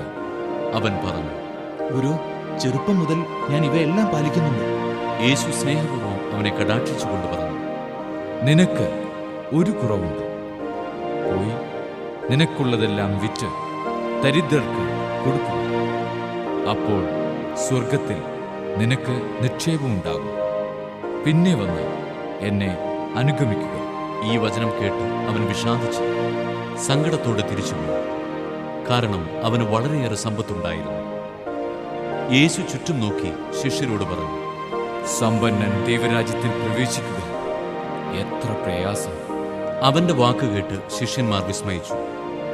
യേശു വീണ്ടും അവരോട് പറഞ്ഞു, മക്കളെ, ദൈവരാജ്യത്തിൽ പ്രവേശിക്കുക എത്ര പ്രയാസം. ധനവാൻ ദൈവരാജ്യത്തിൽ പ്രവേശിക്കുന്നതിനേക്കാൾ എളുപ്പം ഒട്ടകം സൂചിക്കുഴയിലൂടെ കടക്കുന്നതാണ്. അവർ അത്യന്തം വിസ്മയഭരിതരായി ചോദിച്ചു, അങ്ങനെയെങ്കിൽ രക്ഷപ്പെടാൻ ആർക്ക് കഴിയും? യേശു അവരുടെ നേരെ നോക്കി പറഞ്ഞു, മനുഷ്യന് ഇത് അസാധ്യമാണ്, ദൈവത്തിന് അങ്ങനെയല്ല. അവിടത്തേക്ക് എല്ലാം സാധിക്കും. പത്രോസ് പറഞ്ഞു, ഇതാ ഞങ്ങളെല്ലാം ഉപേക്ഷിച്ച് നിന്നെ അനുഗമിച്ചിരിക്കുന്നു. യേശു പ്രതിവചിച്ചു, സത്യമായി ഞാൻ നിങ്ങളോട് പറയുന്നു, എന്നെ പ്രതിയും സുവിശേഷത്തെ പ്രതിയും ഭവനത്തെയോ സഹോദരന്മാരെയോ സഹോദരിമാരെയോ മാതാവിനെയോ പിതാവിനെയോ മക്കളെയോ വയലുകളെയോ ത്യജിക്കുന്നവരിൽ ആർക്കും ഇവിടെ വെച്ച് തന്നെ 100 ഇരട്ടി ലഭിക്കാതിരിക്കയില്ല. ഭവനങ്ങളും സഹോദരന്മാരും സഹോദരിമാരും മാതാക്കളും മക്കളും വയലുകളും അവയോടൊപ്പം പീഡനങ്ങളും വരാനിരിക്കുന്ന കാലത്ത് നിത്യജീവൻ. എന്നാൽ മുമ്പന്മാരിൽ പലരും പിമ്പന്മാരും പിമ്പന്മാരിൽ പലരും മുമ്പന്മാരുമാകും. അവർ ജെറുസലേമിലേക്കുള്ള വഴിയെ നടന്നു പോവുകയായിരുന്നു. യേശു അവരുടെ മുമ്പിൽ നടന്നിരുന്നു. അവർ വിസ്മയിച്ചു. അനുയാത്ര ചെയ്തിരുന്നവർ ഭയപ്പെടുകയും ചെയ്തു. അവൻ 12 പേരെയും അടുത്ത് വിളിച്ച് തനിക്ക് സംഭവിക്കുവാനിരിക്കുന്ന കാര്യങ്ങൾ പറയാൻ തുടങ്ങി. ഇതാ, നമ്മൾ ജെറൂസലേമിലേക്ക് പോകുന്നു. മനുഷ്യപുത്രൻ പ്രധാന പുരോഹിതന്മാർക്കും നിയമജ്ഞന്മാർക്കും ഏൽപ്പിക്കപ്പെടും. അവർ അവനെ മരണത്തിന് വിധിക്കുകയും വിജാതീയർക്ക് ഏൽപ്പിച്ചു കൊടുക്കുകയും ചെയ്യും. അവർ അവനെ പരിഹസിക്കുകയും അവന്റെ മേൽ തുപ്പുകയും അവനെ പ്രഹരിക്കുകയും വധിക്കുകയും ചെയ്യും. 3 ദിവസത്തിന് ശേഷം അവൻ ഉയർത്തെഴുന്നേൽക്കും. സബദിപുത്രന്മാരായ യാക്കോബും യോഹന്നാനും അവനെ സമീപിച്ച് അപേക്ഷിച്ചു, ഗുരു, ഞങ്ങൾ അങ്ങയോട് അപേക്ഷിക്കുന്നത് എന്തും ഞങ്ങൾക്ക് ചെയ്തു തരണമെന്ന് ഞങ്ങൾ ആഗ്രഹിക്കുന്നു. അവൻ ചോദിച്ചു, നിങ്ങൾക്ക് വേണ്ടി ഞാൻ എന്തു ചെയ്യണമെന്നാണ് നിങ്ങൾ ആഗ്രഹിക്കുന്നത്? അവർ പറഞ്ഞു, അങ്ങയുടെ മഹത്വത്തിൽ ഞങ്ങളിൽ ഒരാൾ അങ്ങയുടെ വലത്തുവശത്തും മറ്റേയാൾ ഇടതുവശത്തും ഉപവിഷ്ടരാകാൻ അനുവദിക്കണമേ. യേശു പ്രതിവചിച്ചു, നിങ്ങൾ ആവശ്യപ്പെടുന്നത് എന്താണെന്ന് നിങ്ങൾ അറിയുന്നില്ല. ഞാൻ കുടിക്കുന്ന പാനപാത്രം കുടിക്കാനും ഞാൻ സ്വീകരിക്കുന്ന സ്നാനം സ്വീകരിക്കാനും നിങ്ങൾക്ക് കഴിയുമോ? ഞങ്ങൾക്ക് കഴിയും എന്നവർ മറുപടി പറഞ്ഞു. യേശു അവരോട് പറഞ്ഞു, ഞാൻ കുടിക്കുന്ന പാനപാത്രം നിങ്ങൾ കുടിക്കും, ഞാൻ സ്വീകരിക്കുന്ന സ്നാനം നിങ്ങൾ സ്വീകരിക്കും. എന്നാൽ എൻ്റെ വലത്തുവശത്തോ ഇടത്തുവശത്തോ ഇരിക്കാനുള്ള വരം തരേണ്ടത് ഞാനല്ല. അത് ആർക്കു വേണ്ടി സജ്ജമാക്കപ്പെട്ടിരിക്കുന്നു അവർക്കുള്ളതാണ്. ഇത് കേട്ടപ്പോൾ ബാക്കി 10 പേർക്ക് യാക്കോബിനോടും യോഹന്നാനോടും അമർഷം തോന്നി. യേശു അവരെ അടുത്ത് വിളിച്ചു പറഞ്ഞു, വിജാതീയരുടെ ഭരണകർത്താക്കൾ അവരുടെ മേൽ യജമാനത്വം പുലർത്തുന്നുവെന്നും അവരുടെ പ്രമാണികൾ അവരുടെ മേൽ അധികാരം പ്രയോഗിക്കുന്നുവെന്നും നിങ്ങൾക്കറിയാമല്ലോ. എന്നാൽ നിങ്ങളുടെ ഇടയിൽ അങ്ങനെയാകരുത്. നിങ്ങളിൽ വലിയവനാകാൻ ആഗ്രഹിക്കുന്നവൻ നിങ്ങളുടെ ശുശ്രൂഷകനായിരിക്കണം. നിങ്ങളിൽ ഒന്നാമനാകാൻ ആഗ്രഹിക്കുന്നവൻ എല്ലാവരുടെയും ദാസനുമായിരിക്കണം. മനുഷ്യപുത്രൻ വന്നിരിക്കുന്നത് ശുശ്രൂഷിക്കപ്പെടാനല്ല, ശുശ്രൂഷിക്കാനും സ്വന്തം ജീവൻ അനേകർക്കു വേണ്ടി മോചനദ്രവ്യമായി നൽകാനുമത്രേ.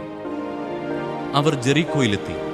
അവൻ ശിഷ്യരോടും വലിയൊരു ജനാവലിയോടും കൂടി ജെറീക്കോ വിട്ടു പോകുമ്പോൾ തിമേയൂസിന്റെ പുത്രനായ ബർത്തിമേയൂസ് എന്ന അന്ധയാചകൻ വഴിയരികിലിരിപ്പുണ്ടായിരുന്നു. നസറായനായ യേശുവാണ് പോകുന്നതെന്നറിഞ്ഞപ്പോൾ അവൻ ഉച്ചത്തിൽ വിളിച്ചു പറഞ്ഞു, ദാവീദിന്റെ പുത്രനായ യേശുവേ, എന്നിൽ കനിയണമേ. നിശബ്ദനായിരിക്കുവാൻ പറഞ്ഞുകൊണ്ട് പലരും അവനെ ശകാരിച്ചു. എന്നാൽ അവൻ കൂടുതൽ ഉച്ചത്തിൽ വിളിച്ചു പറഞ്ഞു, ദാവീദിന്റെ പുത്ര, എന്നിൽ കനിയണമേ. യേശു പെട്ടെന്ന് നിന്നിട്ട് പറഞ്ഞു, അവനെ വിളിക്കുക.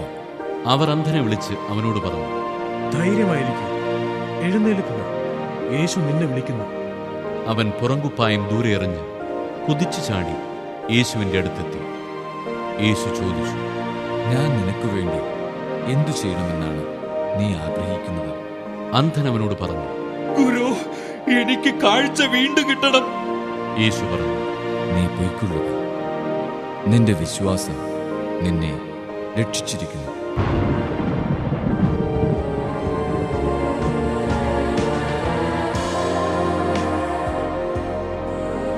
തൽക്ഷണം അവന് കാഴ്ച ലഭിച്ചു. അവൻ യേശുവിനെ അനുഗമിച്ചു. അധ്യായം 11. അവർ ജെറുസലേമിനെ സമീപിക്കുകയായിരുന്നു. ഒലിവുമലയ്ക്ക് സമീപമുള്ള ബത്ഫഗെ, ബഥാനിയ എന്നീ സ്ഥലങ്ങൾക്കടുത്തെത്തിയപ്പോൾ അവൻ 2 ശിഷ്യന്മാരെ അയച്ചുകൊണ്ട് പറഞ്ഞു, എതിരെ കാണുന്ന ഗ്രാമത്തിലേക്ക് ചെല്ലുക. അതിൽ പ്രവേശിക്കുമ്പോൾ തന്നെ ആരും ഒരിക്കലും കയറിയിട്ടില്ലാത്ത ഒരു കഴുതക്കുട്ടിയെ കെട്ടിയിരിക്കുന്നത് കാണും. അതിനെ അഴിച്ചു കൊണ്ടുവരുമോ? നിങ്ങൾ എന്തിനാണ് ഇങ്ങനെ ചെയ്യുന്നതെന്ന് ആരെങ്കിലും ചോദിച്ചാൽ കർത്താവിന് അതിനെക്കൊണ്ട് ആവശ്യമുണ്ട്, ഉടനെ തിരിച്ചയക്കുന്നതാണ് എന്ന് പറയുക. അവർ പോയി തെരുവിൽ ഒരു പടിവാതിൽക്കൽ ഒരു കഴുതക്കുട്ടിയെ കെട്ടിയിരിക്കുന്നത് കണ്ടു. അവർ അതിനെ അഴിക്കുമ്പോൾ അവിടെ നിന്നിരുന്നവർ അവരോട് ചോദിച്ചു, നിങ്ങൾ എന്തിനാണ് കഴുതക്കുട്ടിയെ അഴിക്കുന്നത്? യേശു പറഞ്ഞതുപോലെ ശിഷ്യന്മാർ മറുപടി പറഞ്ഞു. അതിനെ കൊണ്ടുപോകാൻ അവർ അനുവദിച്ചു. അവർ കഴുതക്കുട്ടിയെ യേശുവിന്റെ അടുത്ത് കൊണ്ടുവന്നു അതിന്റെ പുറത്ത് തങ്ങളുടെ വസ്ത്രങ്ങൾ വിരിച്ചു. അവൻ കയറിയിരുന്നു. വളരെ പേർ തെരുവീഥിയിൽ തങ്ങളുടെ വസ്ത്രങ്ങൾ വിരിച്ചു. മറ്റുള്ളവർ വയലിൽ നിന്ന് പച്ചിലക്കൊമ്പുകൾ മുറിച്ചു നിരത്തി. അവന്റെ മുമ്പിലും പിമ്പിലും നടന്നിരുന്നവർ വിളിച്ചു പറഞ്ഞു, ഹോസാന, കർത്താവിന്റെ നാമത്തിൽ വരുന്നവൻ അനുഗ്രഹീതൻ. നമ്മുടെ പിതാവായ ദാവീദിന്റെ സമാഗതമാകുന്ന രാജ്യം അനുഗ്രഹീതം. ഉന്നതങ്ങളിൽ ഹോസാന. അവൻ ജെറുസലേമിൽ പ്രവേശിച്ച് ദേവാലയത്തിനുള്ളിലേക്ക് പോയി. ചുറ്റും നോക്കി എല്ലാം കണ്ട ശേഷം നേരം വൈകിയിരുന്നതിനാൽ 12 പേരോടും കൂടി ബഥാനിയയിലേക്ക് പോയി. അടുത്ത ദിവസം അവർ ബഥാനിയയിൽ നിന്ന് വരുമ്പോൾ അവന് വിശക്കുന്നുണ്ടായിരുന്നു. അകലെ തളിരിട്ട് നിൽക്കുന്ന ഒരു വത്തിമരം കണ്ട് അതിലെന്തെങ്കിലും ഉണ്ടാകാമെന്ന് വിചാരിച്ച് അടുത്തു ചെന്നു. എന്നാൽ ഇലകളല്ലാതെ മറ്റൊന്നും കണ്ടില്ല. അത് അത്തിപ്പഴങ്ങളുടെ കാലമല്ലായിരുന്നു. അവൻ പറഞ്ഞു, ആരും ഇനി ഒരിക്കലും നിന്നിൽ നിന്ന് പഴം തിന്നാതിരിക്കട്ടെ. അവന്റെ ശിഷ്യന്മാർ ഇത് കേട്ടു. അവർ ജെറുസലേമിലെത്തി. അവൻ ദേവാലയത്തിൽ പ്രവേശിച്ചു അവിടെ ക്രയവിക്രയം ചെയ്തുകൊണ്ടിരുന്നവരെ പുറത്താക്കാൻ തുടങ്ങി. നാണയമാറ്റക്കാരുടെ മേശകളും പ്രാവ് വിൽപ്പനക്കാരുടെ ഇരിപ്പിടങ്ങളും അവൻ തട്ടിമറിച്ചു. ദേവാലയത്തിലൂടെ പാത്രങ്ങൾ ചുമന്നുകൊണ്ടുപോകാൻ ആരെയും അവൻ അനുവദിച്ചില്ല. അവൻ അവരെ പഠിപ്പിച്ചു. എന്റെ ഭവനം എല്ലാ ജനതകൾക്കുമുള്ള പ്രാർത്ഥനാലയം എന്ന് വിളിക്കപ്പെടുമെന്ന് എഴുതപ്പെട്ടിട്ടില്ല. നിങ്ങളതിനെ കവർച്ചക്കാരുടെ ഗുഹയാക്കി തീർത്തിരിക്കുന്നു. ഇത് കേട്ടപ്പോൾ പ്രധാന പുരോഹിതന്മാരും നിയമജ്ഞരും അവനെ നശിപ്പിക്കാൻ മാർഗമന്വേഷിച്ചു. കാരണം അവനെ അവർ ഭയപ്പെട്ടു. ജനങ്ങളെല്ലാം അവന്റെ പ്രബോധനങ്ങളെക്കുറിച്ച് വിസ്മയിച്ചിരുന്നു. വൈകുന്നേരമായപ്പോൾ അവർ നഗരത്തിന് വെളിയിലേക്ക് പോയി. അവർ രാവിലെ അത്തിമരത്തിന്റെ സമീപത്തുകൂടെ കടന്നു പോകുമ്പോൾ അത് സമൂലം ഉണങ്ങിപ്പോയിരിക്കുന്നത് കണ്ടു. അപ്പോൾ പത്രോസ് അവനെ അനുസ്മരിപ്പിച്ചു. ഗുരു, നോക്കൂ, നീ ശപിച്ച അത്തിമരം ഉണങ്ങിപ്പോയിരിക്കുന്നു. യേശു പ്രതിവചിച്ചു, ദൈവത്തിൽ വിശ്വസിക്കുക. സത്യമായി ഞാൻ നിങ്ങളോട് പറയുന്നു, ആരെങ്കിലും ഈ മലയോട് ഇവിടെ നിന്ന് മാറി കടലിൽ ചെന്ന് വീഴുക എന്ന് പറയുകയും ഹൃദയത്തിൽ ശങ്കിക്കാതെ താൻ പറയുന്നത് സംഭവിക്കുമെന്ന് വിശ്വസിക്കുകയും ചെയ്താൽ അവന് അത് സാധിച്ചു കിട്ടും. അതിനാൽ ഞാൻ പറയുന്നു, പ്രാർത്ഥിക്കുകയും യാചിക്കുകയും ചെയ്യുന്ന എന്തും ലഭിക്കുമെന്ന് വിശ്വസിക്കുമോ, നിങ്ങൾക്ക് ലഭിക്കുക തന്നെ ചെയ്യും. നിങ്ങൾ പ്രാർത്ഥിക്കുമ്പോൾ നിങ്ങൾക്ക് ആരോടെങ്കിലും എന്തെങ്കിലും വിരോധമുണ്ടെങ്കിൽ അത് ക്ഷമിക്കുക. അപ്പോൾ സ്വർഗത്തിലുള്ള നിങ്ങളുടെ പിതാവ് നിങ്ങളുടെ തെറ്റുകൾ ക്ഷമിക്കും. അവർ വീണ്ടും ജെറുസലേമിൽ വന്നു. അവൻ ദേവാലയത്തിലൂടെ നടക്കുമ്പോൾ പ്രധാന പുരോഹിതന്മാരും നിയമജ്ഞരും ജനപ്രമാണികളും അവന്റെ അടുത്തെത്തി. അവർ അവനോട് ചോദിച്ചു, എന്തധികാരത്തിലാണ് നീ ഇവയൊക്കെ ചെയ്യുന്നത്? ഇവ പ്രവർത്തിക്കുന്നതിന് ആരാണ് നിനക്ക് അധികാരം നൽകിയത്? യേശു പറഞ്ഞു, ഞാൻ നിങ്ങളോട് ഒരു കാര്യം ചോദിക്കാം, എന്നോട് ഉത്തരം പറയൂ. എന്തധികാരത്താലാണ് ഞാനിവ ചെയ്യുന്നതെന്ന് അപ്പോൾ പറയാം. യോഹന്നാന്റെ ജ്ഞാനസ്നാനം സ്വർഗത്തിൽ നിന്നോ മനുഷ്യരിൽ നിന്നോ? ഉത്തരം പറയൂ. അവർ പരസ്പരം ആലോചിച്ചു. സ്വർഗത്തിൽ നിന്നെന്ന് പറഞ്ഞാൽ പിന്നെ എന്തുകൊണ്ട് നിങ്ങൾ അവനെ വിശ്വസിച്ചില്ല എന്നവൻ ചോദിക്കും. മനുഷ്യരിൽ നിന്ന് എന്ന് പറയാൻ അവർക്ക് ജനങ്ങളെ ഭയമായി.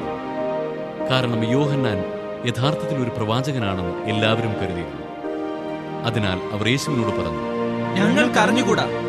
അപ്പോൾ യേശു പറഞ്ഞു, എന്തധികാരത്താലാണ് ഞാനിവ ചെയ്യുന്നതെന്ന് ഞാനും നിങ്ങളോട് പറയുന്നില്ല. അധ്യായം 12. യേശു അവരോട് ഉപമകൾ വഴി സംസാരിക്കാൻ തുടങ്ങി. ഒരുവൻ ഒരു മുന്തിരിത്തോട്ടം നട്ടുപിടിപ്പിച്ചു. അതിനു ചുറ്റും വേലി കെട്ടി മുന്തിരിച്ചക്ക് സ്ഥാപിച്ചു. ഒരു ഗോപുരവും പണിതു. അത് കൃഷിക്കാരെ ഏൽപ്പിച്ചിട്ട് അവൻ അവിടെ നിന്ന് പോയി. സമയമായപ്പോൾ മുന്തിരിഫലങ്ങളിൽ നിന്ന് തന്റെ ഓഹരി ശേഖരിക്കാൻ അവൻ കൃഷിക്കാരുടെ അടുത്തേക്ക് ഭൃത്യനെ അയച്ചു. എന്നാൽ അവർ അവനെ പിടിച്ച് അടിക്കുകയും വെറും കൈയോടെ പറഞ്ഞയക്കുകയും ചെയ്തു. വീണ്ടും അവൻ മറ്റൊരു ഭൃത്യനെ അയച്ചു. അവർ അവനെ തലയ്ക്ക് പരിക്കേൽപ്പിക്കുകയും അപമാനിച്ചയക്കുകയും ചെയ്തു. അവൻ വീണ്ടും ഒരുവനെ അയച്ചു. അവനെ അവർ കൊന്നുകളഞ്ഞു. മറ്റു പലരെയും അയച്ചു. ചിലരെ അവർ അടിക്കുകയും ചിലരെ കൊല്ലുകയും ചെയ്തു. അവന് ഇനി ഒരുവൻ മാത്രം അവശേഷിച്ചു, തന്റെ പ്രിയപുത്രൻ. എന്റെ പുത്രനെ അവർ മാനിക്കുമെന്ന് പറഞ്ഞ് അവസാനം അവനെയും അവരുടെ അടുത്തേക്ക് അയച്ചു. കൃഷിക്കാർ പരസ്പരം പറഞ്ഞു, ഇവനാണ് അവകാശി. ഇവനെ നമുക്ക് കൊന്നുകളയാം. അവകാശം നമ്മുടേതാകും. അവർ അവനെ പിടിച്ച് കൊന്ന് മുന്തിരിത്തോട്ടത്തിന് വെളിയിലേക്കെറിഞ്ഞു. ഇനി മുന്തിരിത്തോട്ടത്തിന്റെ ഉടമസ്ഥൻ എന്തു ചെയ്യും? അവൻ വന്ന് ആ കൃഷിക്കാരെ നശിപ്പിച്ച് മുന്തിരിത്തോട്ടം വേറെ ആളുകളെ ഏൽപ്പിക്കും. ഈ വിശുദ്ധ ലിഖിതം നിങ്ങൾ വായിച്ചിട്ടില്ലേ?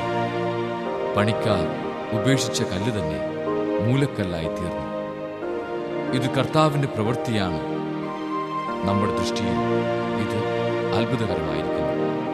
തങ്ങൾക്കെതിരായിട്ടാണ് ഈ ഉപമ അവൻ പറഞ്ഞതെന്ന് മനസ്സിലാക്കി അവർ അവനെ പിടിക്കാൻ ശ്രമിച്ചു. എന്നാൽ ജനക്കൂട്ടത്തെ അവർ ഭയപ്പെട്ടു. അതുകൊണ്ട് അവർ അവനെ വിട്ടുപോയി. അവനെ വാക്കിൽ കൊടുക്കുന്നതിനു വേണ്ടി കുറെ ഫരിസേയരെയും ഹേറോദേസ് പക്ഷക്കാരെയും അവർ അവന്റെ അടുത്തേക്ക് അയച്ചു. അവർ വന്ന് അവനോട് പറഞ്ഞു, ഗുരു, നീ സത്യവാനാണെന്നും ആരുടെയും മുഖം നോക്കാതെ നിർഭയം ദൈവത്തിന്റെ വഴി സത്യമായി പഠിപ്പിക്കുന്നെന്നും ഞങ്ങൾ അറിയുന്നു.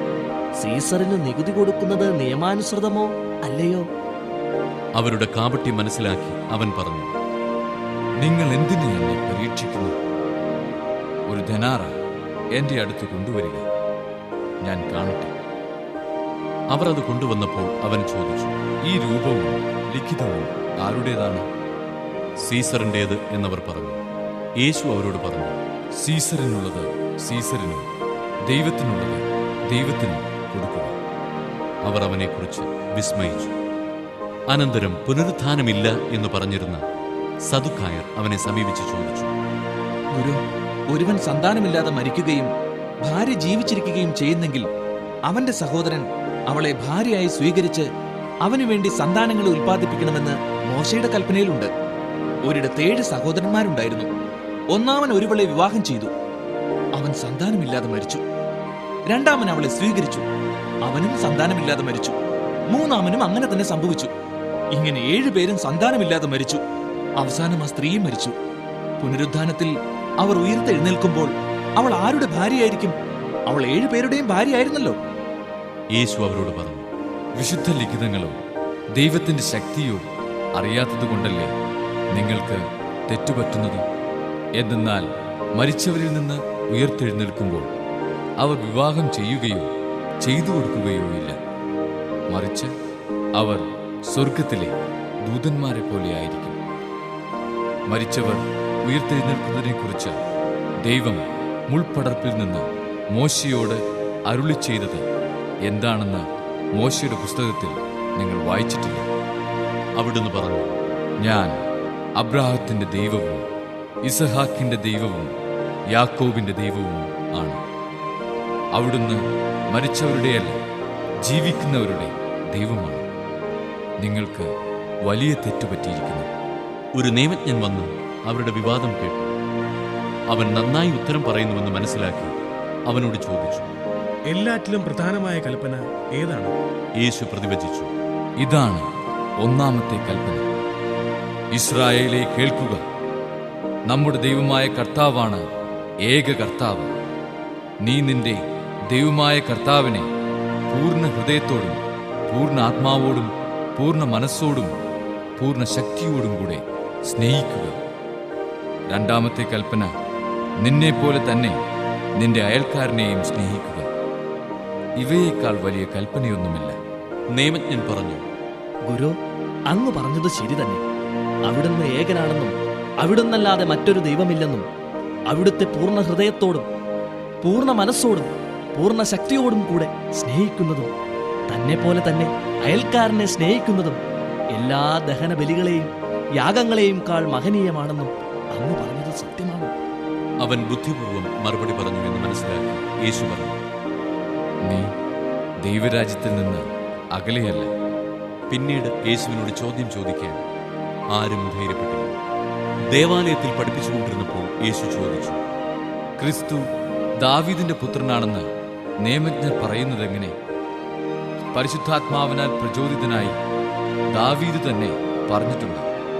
കർത്താവ് എന്റെ കർത്താവിനോട് അരുളി ചെയ്തു, ഞാൻ നിന്റെ ശത്രുക്കളെ നിന്റെ പാദങ്ങൾക്ക് കീഴിലാക്കുവോളം നീ എന്റെ വലത്തുഭാഗത്ത് ഉപവിഷ്ടനാവുക. ദാവീദ് തന്നെ അവനെ കർത്താവ് എന്ന് വിളിക്കുന്നു. പിന്നെ എങ്ങനെയാണ് അവൻ അവന്റെ പുത്രനാകുന്നത്? ജനക്കൂട്ടം സന്തോഷപൂർവ്വം അവന്റെ വാക്കുകൾ ശ്രവിച്ചു. അവൻ ഇങ്ങനെ പഠിപ്പിച്ചു, നിങ്ങൾ നിയമജ്ഞരെ സൂക്ഷിച്ചുകൊള്ളുക.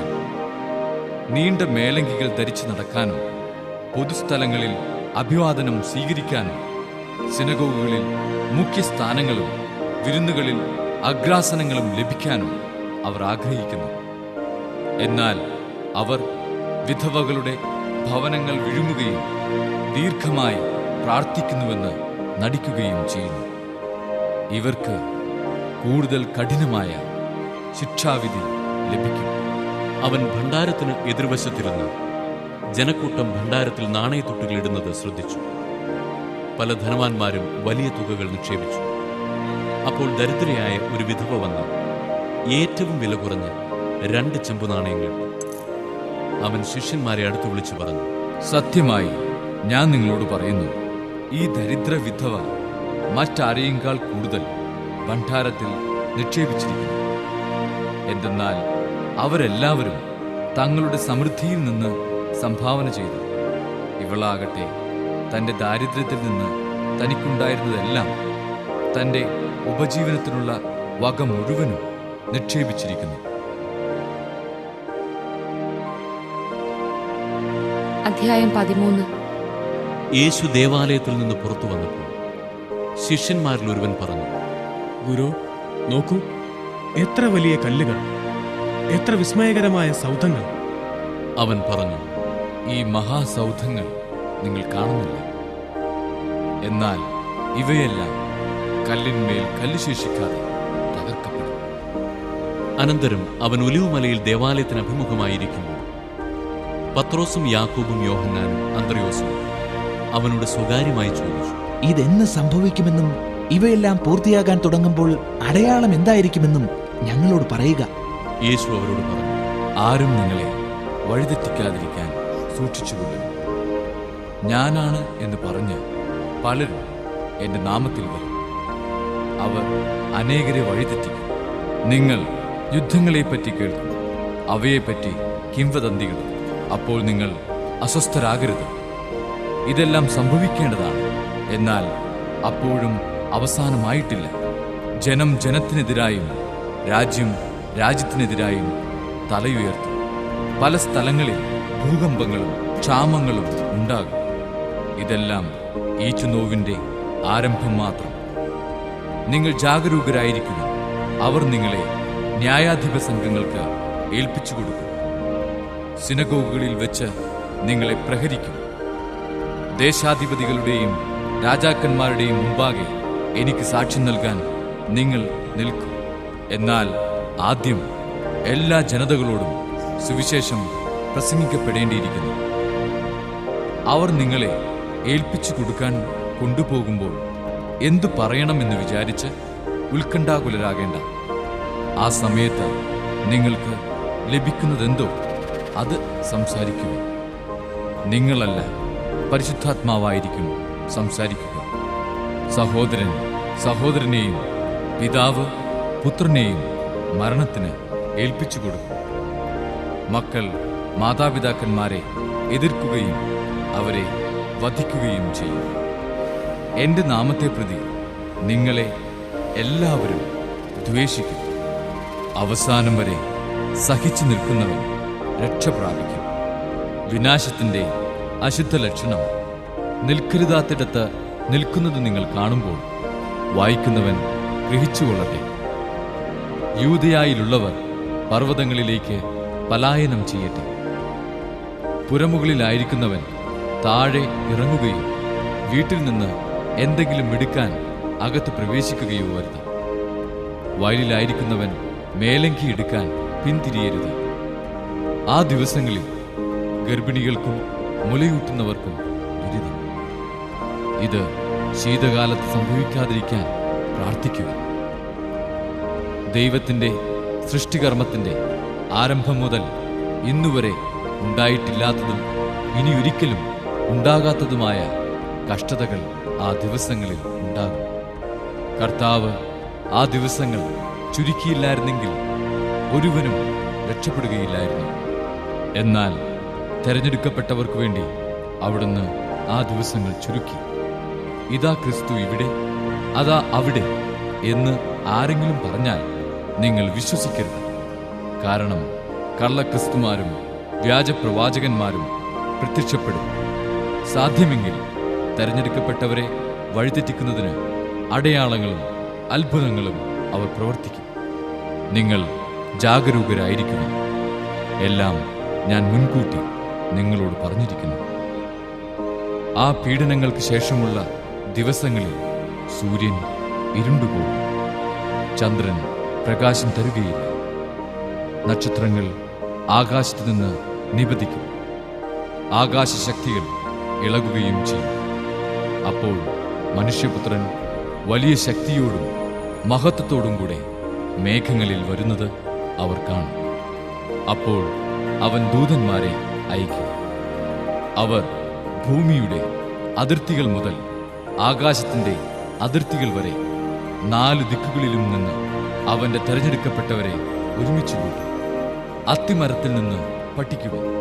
അതിന്റെ കൊമ്പുകൾ ഇളതായി തളിർക്കുമ്പോൾ വേനൽക്കാലം അടുത്തിരിക്കുന്നുവെന്ന് നിങ്ങൾക്കറിയാം. അതുപോലെ തന്നെ ഇക്കാര്യങ്ങൾ സംഭവിക്കുന്നത് കാണുമ്പോൾ അവൻ സമീപത്ത് വാതിൽക്കൽ എത്തിയിരിക്കുന്നുവെന്ന് ഗ്രഹിച്ചുകൊള്ളുക. ഞാൻ സത്യമായി നിങ്ങളോട് പറയുന്നു, ഇവയെല്ലാം സംഭവിക്കുന്നതുവരെ ഈ തലമുറ കടന്നു പോവുകയില്ല. ആകാശവും ഭൂമിയും കടന്നുപോകും, എന്നാൽ എൻ്റെ വചനങ്ങൾ കടന്നു പോവുകയില്ല. എന്നാൽ ആ ദിവസത്തെക്കുറിച്ചോ ആ മണിക്കൂറിനെക്കുറിച്ചോ പിതാവിനല്ലാതെ മറ്റാർക്കും, സ്വർഗത്തിലുള്ള ദൂതന്മാർക്കോ പുത്രന് പോലും അറിഞ്ഞുകൂടാ. ശ്രദ്ധാപൂർവം ഉണർന്നിരിക്കുക. സമയം എപ്പോഴാണെന്ന് നിങ്ങൾക്കറിവില്ലല്ലോ. വീടുവിട്ട് ദൂരേക്ക് പോകുന്ന ഒരുവൻ സേവകർക്ക് അവരവരുടെ ചുമതലയും കാവൽക്കാരന് ഉണർന്നിരിക്കാനുള്ള കൽപ്പനയും നൽകുന്നതുപോലെയാണ് ഇത്. ആകയാൽ ജാഗരൂകരായിരിക്കുക. എന്തെന്നാൽ ഗൃഹനാഥൻ എപ്പോൾ വരുമെന്ന് സന്ധ്യയ്ക്കോ അർദ്ധരാത്രിക്കോ കോഴി കൂവുമ്പോഴോ രാവിലെയോ എന്ന് നിങ്ങൾക്കറിഞ്ഞുകൂടാ. അവൻ പെട്ടെന്ന് കയറി വരുമ്പോൾ നിങ്ങളെ നിദ്രാധീനരായി കാണരുതല്ലോ. ഞാൻ നിങ്ങളോട് പറയുന്നത് എല്ലാവരോടുമായിട്ടാണ് പറയുന്നത്. ജാഗരൂകരായിരിക്കുക.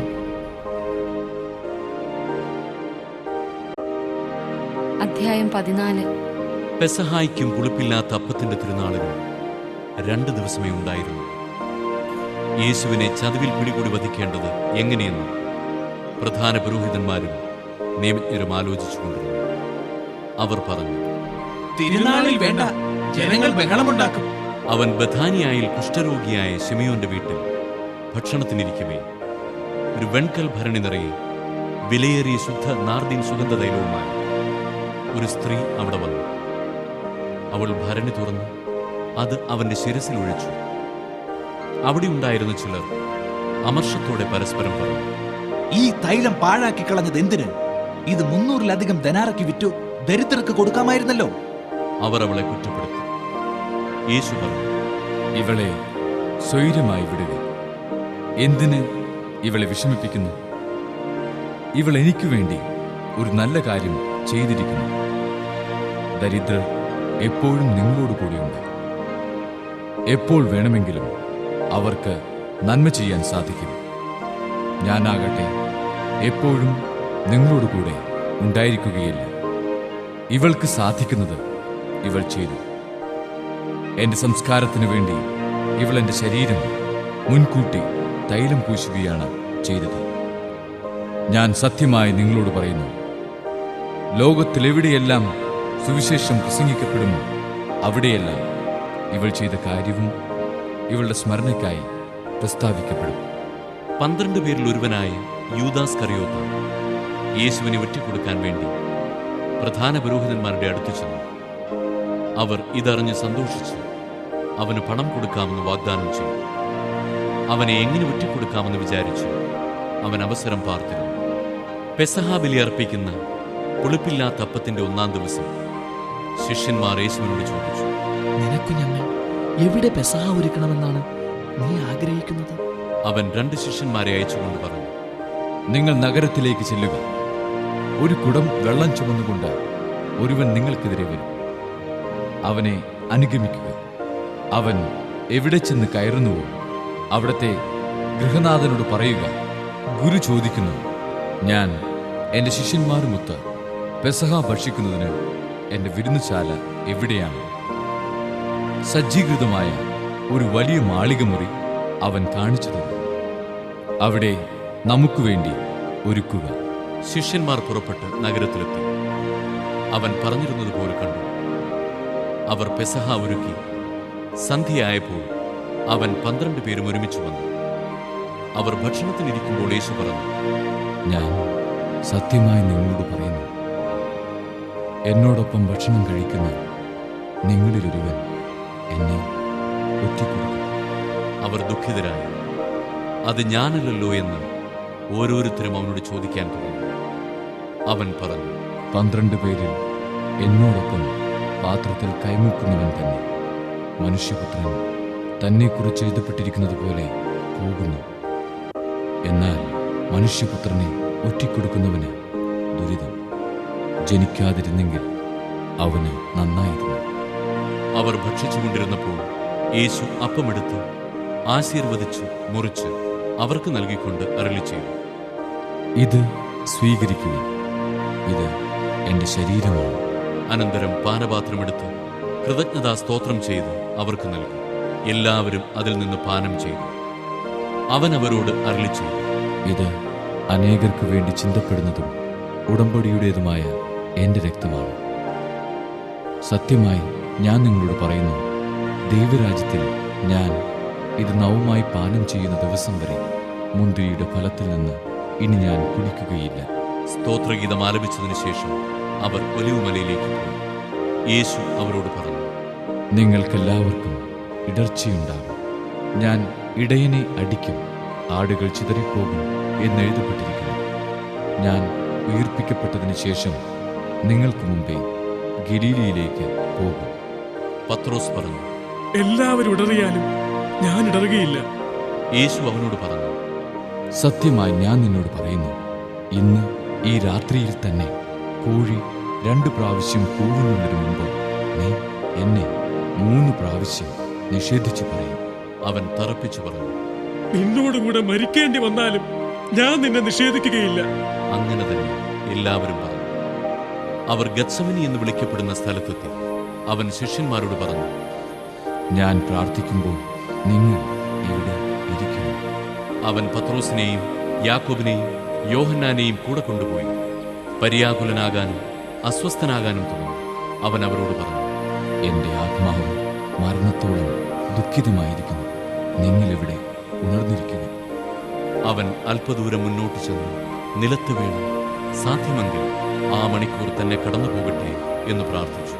അവൻ പറഞ്ഞു, അബ്ബാ, പിതാവേ, എല്ലാം അങ്ങേക്ക് സാധ്യമാണ്. ഈ പാനപാത്രം എന്നിൽ നിന്ന് മാറ്റിത്തരണമേ. എന്നാൽ എൻ്റെ ഹിതമല്ല, അങ്ങയുടെ ഹിതം മാത്രം. അനന്തരം അവൻ വന്ന് അവർ ഉറങ്ങുന്നത് കണ്ട് പത്രോസിനോട് ചോദിച്ചു, ശിമയോനെ, നീ ഉറങ്ങുന്നുവോ? 1 മണിക്കൂർ ഉണർന്നിരിക്കാൻ നിനക്ക് കഴിഞ്ഞില്ല? പ്രലോഭനത്തിൽ അകപ്പെടാതിരിക്കാൻ ഉണർന്നിരുന്ന് പ്രാർത്ഥിക്കുന്നു. ആത്മാവ് സന്നദ്ധമെങ്കിലും ശരീരം ബലഹീനമാണ്. അവൻ വീണ്ടും പോയി അതേ വചനം പറഞ്ഞ് പ്രാർത്ഥിച്ചു. തിരിച്ചു വന്നപ്പോൾ അവർ ഉറങ്ങുന്നതാണ് കണ്ടത്. അവരുടെ കണ്ണുകൾ നിദ്രാഭാരമുള്ളവയായിരുന്നു. അവനോട് എന്തു മറുപടി പറയണമെന്ന് അവർക്ക് അറിഞ്ഞുകൂടായിരുന്നു. അവൻ 3ാമതും വന്ന് അവരോട് പറഞ്ഞു, ഇനിയും നിങ്ങൾ ഉറങ്ങി വിശ്രമിക്കുന്നു. മതി, സമയമായിരിക്കുന്നു. ഇതാ, മനുഷ്യപുത്രൻ പാപികളുടെ കൈകളിൽ ഏൽപ്പിക്കപ്പെടുന്നു. എഴുന്നേൽക്കൂ, നമുക്ക് പോകാം. ഇതാ, എന്നെ ഒറ്റിക്കൊടുക്കുന്നവൻ അടുത്തെത്തിയിരിക്കുന്നു. അവൻ സംസാരിച്ചു കൊണ്ടിരിക്കുമ്പോൾ തന്നെ 12 പേരിൽ ഒരുവനായ യൂദാസ് അവിടെ എത്തി. അവനോടുകൂടി പ്രധാന പുരോഹിതന്മാരുടെയും നിയമജ്ഞരുടെയും ജനപ്രമാണികളുടെയും അടുത്തുനിന്ന് വാളും വടിയുമായി ഒരു ജനക്കൂട്ടവും വന്നിരുന്നു. ഒറ്റുകാരൻ അവർക്ക് ഒരടയാളം നൽകിയിരുന്നു. ഞാൻ ആരെ ചുംബിക്കുന്നു അവൻ തന്നെ, അവനെ പിടിച്ച് സുരക്ഷിതമായി കൊണ്ടുപോയിക്കൊള്ളുക. അവൻ യേശുവിനെ സമീപിച്ച് ഗുരു എന്ന് വിളിച്ചുകൊണ്ട് അവനെ ഗാഠമായി ചുംബിച്ചു. അപ്പോൾ അവർ അവനെ പിടിച്ച് ബന്ധിച്ചു. സമീപത്തു നിന്നിരുന്ന് ഒരുവൻ വാളൂരി പ്രധാന പുരോഹിതന്റെ സേവകനെ വെട്ടി അവന്റെ ചെവി ഛേദിച്ചു കളഞ്ഞു. യേശു അവരോട് പറഞ്ഞു, കവർച്ചക്കാരനെതിരെ എന്നതുപോലെ വാളും വടിയുമായി എന്നെ ബന്ധിക്കാൻ നിങ്ങൾ വന്നിരിക്കുന്നു. ഞാൻ ദിവസവും ദേവാലയത്തിൽ പഠിപ്പിച്ചുകൊണ്ട് നിങ്ങളോടുകൂടെ ഉണ്ടായിരുന്നു. നിങ്ങൾ എന്നെ പിടിച്ചില്ല. എന്നാൽ വിശുദ്ധ ലിഖിതങ്ങൾ പൂർത്തിയാകേണ്ടിയിരിക്കുന്നു. അപ്പോൾ ശിഷ്യന്മാരെല്ലാവരും അവനെ വിട്ടോടിപ്പോയി. എന്നാൽ ഒരു യുവാവ് അവനെ അനുഗമിച്ചു. അവൻ ഒരു പുതപ്പ് മാത്രമേ തന്റെ ശരീരത്തിൽ ചുറ്റിയിരുന്നു. അവർ അവനെ പിടിച്ചു. അവൻ പുതപ്പുപേക്ഷിച്ച് നഗ്നനായി ഓടിപ്പോയി. അവർ യേശുവിനെ പ്രധാന പുരോഹിതന്റെ അടുത്തേക്ക് കൊണ്ടുപോയി. എല്ലാ പുരോഹിത പ്രമുഖന്മാരും ജനപ്രമാണികളും നിയമജ്ഞരും ഒരുമിച്ചു കൂടി. പത്രോസ് പ്രധാന പുരോഹിതന്റെ മുറ്റം വരെ അവനെ അല്പം അകലെയായി അനുഗമിച്ചു. പിന്നീട് അവൻ പരിചാരകരോടൊപ്പം തീ കാഞ്ഞുകൊണ്ടിരുന്നു. പുരോഹിത പ്രമുഖന്മാരും ന്യായാധിപ സംഘം മുഴുവനും യേശുവിനെ വധിക്കുന്നതിന് അവനെതിരെ സാക്ഷ്യമന്വേഷിച്ചു. പക്ഷേ അവർ കണ്ടെത്തിയില്ല. പലരും അവനെതിരെ കള്ളസാക്ഷ്യം പറഞ്ഞെങ്കിലും അവ തമ്മിൽ പൊരുത്തപ്പെട്ടു. ചിലർ എഴുന്നേറ്റ് അവനെതിരെ ഇപ്രകാരം കള്ളസാക്ഷ്യം പറഞ്ഞു. കൈകൊണ്ട് പണിത ഈ ദേവാലയം ഞാൻ നശിപ്പിക്കുകയും കൈകൊണ്ട് പണിയാത്ത മറ്റൊന്ന് 3 ദിവസം കൊണ്ട് നിർമ്മിക്കുകയും ചെയ്യുമെന്ന് ഇവൻ പറയുന്നത് ഞങ്ങൾ കേട്ടിട്ടുണ്ട്. ഇക്കാര്യത്തിലും അവരുടെ സാക്ഷ്യങ്ങൾ പൊരുത്തപ്പെട്ടില്ല. പ്രധാന പുരോഹിതൻ മധ്യത്തിൽ എഴുന്നേറ്റ് നിന്ന് യേശുവിനോട് ചോദിച്ചു, ഇവർ നിനക്കെതിരെ സാക്ഷ്യപ്പെടുത്തുന്നതിന് നിനക്ക് മറുപടിയൊന്നും പറയാനില്ല? അവൻ നിശബ്ദനായിരുന്നു, മറുപടിയൊന്നും പറഞ്ഞില്ല. പ്രധാന പുരോഹിതൻ വീണ്ടും ചോദിച്ചു, നീയാണോ വാഴ്ത്തപ്പെട്ടവന്റെ പുത്രനായ ക്രിസ്തു? യേശു പറഞ്ഞു, ഞാൻ തന്നെ. മനുഷ്യപുത്രൻ ശക്തിയുടെ വലത്തുഭാഗത്ത് ഉപവിഷ്ടനായിരിക്കുന്നതും വാനമേഘങ്ങളിൽ വരുന്നതും നിങ്ങൾ കാണും. അപ്പോൾ പ്രധാന പുരോഹിതൻ വസ്ത്രം വലിച്ചു കീറിക്കൊണ്ട് പറഞ്ഞു, ഇനി സാക്ഷികളെ കൊണ്ട് നമുക്ക് എന്താവശ്യം? ദൈവദൂഷണം നിങ്ങൾ കേട്ടുവല്ലോ, നിങ്ങൾക്ക് എന്തു തോന്നുന്നു? അവൻ മരണത്തിന് അർഹനാണെന്ന് അവരെല്ലാവരും വിധിച്ചു. ചിലർ അവനെ തുപ്പാനും അവന്റെ മുഖം മൂടിക്കെട്ടി മുഷ്ടി കൊണ്ടിടിക്കാൻ നീ പ്രവചിക്കുക എന്നവനോട് പറയാനും തുടങ്ങി. ഭൃത്യന്മാർ അവന്റെ ചെകിട്ട് തടിച്ചു. പത്രോസ് താഴെ മുറ്റത്തിരിക്കുമ്പോൾ പ്രധാന പുരോഹിതന്റെ പരിചാരികമാരിൽ ഒരുവൾ വന്ന് അവൻ തീ കാഞ്ഞുകൊണ്ടിരിക്കുന്നത് കണ്ട് അവനെ നോക്കി പറഞ്ഞു, നീയും നസ്രായനായ യേശുവിന്റെ കൂടെ ആയിരുന്നല്ലോ. അവനാകട്ടെ, നീ പറയുന്നതെന്തെന്ന് ഞാൻ അറിയുന്നില്ല, എനിക്ക് മനസ്സിലാകുന്നുമില്ല എന്ന് നിഷേധിച്ചു പറഞ്ഞു. പിന്നെ അവൻ പുറത്ത് പടിവാതിൽക്കിലേക്ക് പോയി. ആ പരിചാരിക അവനെ പിന്നെയും കണ്ടപ്പോൾ അടുത്തു നിന്നവരോട് പറഞ്ഞു, ഇവൻ അവരിൽ ഒരുവനാണ്. അവൻ വീണ്ടും അത് നിഷേധിച്ചു. അല്പം കഴിഞ്ഞപ്പോൾ അടുത്തു നിന്നവർ പത്രോസിനോട് പറഞ്ഞു, നിശ്ചയമായും നീ അവരിൽ ഒരുവനാണ്. നീയും ഗലീലിയക്കാരനാണല്ലോ. നിങ്ങൾ പറയുന്ന ആ മനുഷ്യനെ ഞാൻ അറിയുന്നില്ല എന്ന് പറഞ്ഞു. അവൻ ശപിക്കാനും ആണയിടാനും തുടങ്ങി. ഉടൻ തന്നെ കോഴി 2-ാം പ്രാവശ്യം കൂടി. കോഴി 2 പ്രാവശ്യം കൂവുന്നതിന് മുമ്പ് നീ 3 പ്രാവശ്യം എന്നെ നിഷേധിക്കുമെന്ന് യേശു പറഞ്ഞ വാക്ക് അപ്പോൾ പത്രോസ് ഓർമ്മിച്ചു. അവൻ ഉള്ളുരുകി കരഞ്ഞു.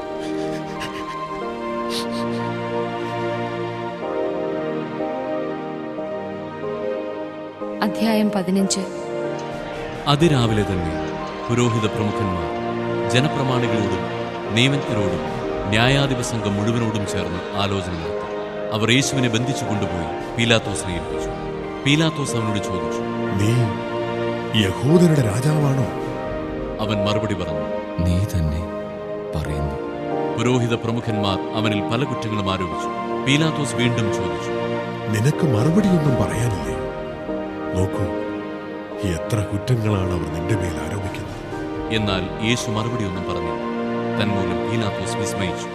ജനം ആവശ്യപ്പെടുന്ന ഒരു തടവുകാരനെ അവൻ തിരുനാളിൽ മോചിപ്പിക്കുക പതിവായിരുന്നു. വിപ്ലവത്തിനിടയിൽ കൊലപാതകം നടത്തിയ ബറാബസ് എന്നൊരുവൻ വിപ്ലവകാരികളോടൊപ്പം തടങ്കലിലുണ്ടായിരുന്നു.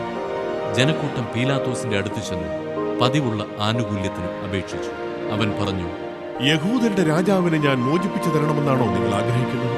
എന്തെന്നാൽ അസൂയ നിമിത്തമാണ് പുരോഹിത പ്രമുഖന്മാർ അവനെ ഏൽപ്പിച്ചു തന്നതെന്ന് അവൻ അറിയാമായിരുന്നു. എന്നാൽ ബറബാസിനെയാണ് വിട്ടുതരേണ്ടതെന്ന് ആവശ്യപ്പെടാൻ പുരോഹിത പ്രമുഖന്മാർ ജനക്കൂട്ടത്തെ പ്രേരിപ്പിച്ചു. പീലാത്തോസ് വീണ്ടും അവരോട് ചോദിച്ചു, യഹൂദരുടെ രാജാവെന്ന് നിങ്ങൾ വിളിക്കുന്നവനെ ഞാൻ എന്തു ചെയ്യണം? അവർ വിളിച്ചു പറഞ്ഞു, അവനെ ക്രൂശിക്കുക. പീലാത്തോസ് ചോദിച്ചു, അവൻ എന്ത് തിന്മ പ്രവർത്തിച്ചു? അവർ കൂടുതൽ ഉച്ചത്തിൽ വിളിച്ചു പറഞ്ഞു, അവനെ ക്രൂശിക്കുക. അപ്പോൾ പീലാത്തോസ് ജനക്കൂട്ടത്തെ തൃപ്തിപ്പെടുത്താൻ തീരുമാനിച്ചുകൊണ്ട് ബറബാസിനെ അവർക്ക് വിട്ടുകൊടുക്കുകയും യേശുവിനെ ചമ്മട്ടി കൊണ്ട് അടുപ്പിച്ചതിനു ശേഷം ക്രൂശിക്കാൻ ഏൽപ്പിച്ചു കൊടുക്കുകയും ചെയ്തു. അനന്തരം പടയാളികൾ യേശുവിനെ കൊട്ടാരത്തിനുള്ളിൽ പ്രത്തോറിയത്തിലേക്ക് കൊണ്ടുപോയി. അവർ സൈന്യവിഭാഗത്തെ മുഴുവൻ അണിനിരത്തി. അവർ അവനെ ചുമപ്പ് വസ്ത്രം ധരിപ്പിക്കുകയും ഒരു മുൾക്കിരീടം മെടഞ്ഞ് അണിയിക്കുകയും ചെയ്തു. യഹൂദരുടെ രാജാവെ സ്വസ്തി എന്ന് അവർ അവനെ അഭിവാദനം ചെയ്യാൻ തുടങ്ങി. പിന്നീട് ഞാങ്ങണ കൊണ്ട് അവന്റെ ശിരസിൽ അടിക്കുകയും അവന്റെ മേൽ തുപ്പുകയും മുട്ടുകുത്തി അവനെ പ്രണമിക്കുകയും ചെയ്തു. അവനെ പരിഹസിച്ച ശേഷം ചുമപ്പ് വസ്ത്രം അഴിച്ചു മാറ്റി അവന്റെ വസ്ത്രം വീണ്ടും ധരിപ്പിച്ചു. പിന്നീട് അവർ അവനെ കുരിശിൽ തറയ്ക്കാൻ തുടങ്ങി.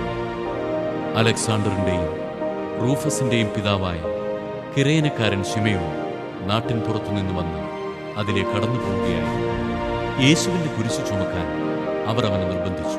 തലയോടിടമെന്നർത്ഥമുള്ള ഗോൽഗോഥായിൽ അവർ അവനെ കൊണ്ടുവന്നു. മീറ കലർത്തിയ വീഞ്ഞ് അവർ അവന് കൊടുത്തു. അവനത് കുടിച്ചില്ല. പിന്നീട് അവർ അവനെ കുരിശിൽ തറച്ചു. അതിനുശേഷം അവർ അവന്റെ വസ്ത്രങ്ങൾ ഭാഗിച്ച് ഓരോരുത്തരും എടുക്കേണ്ട വീതത്തിന് കുറിയിട്ടു. അവർ അവനെ കുരിശിൽ തറച്ചപ്പോൾ 3-ാം മണിക്കൂറായിരുന്നു. യഹൂദരുടെ രാജാവ് എന്ന് അവന്റെ പേരിൽ ഒരു കുറ്റപത്രവും എഴുതി വെച്ചിരുന്നു.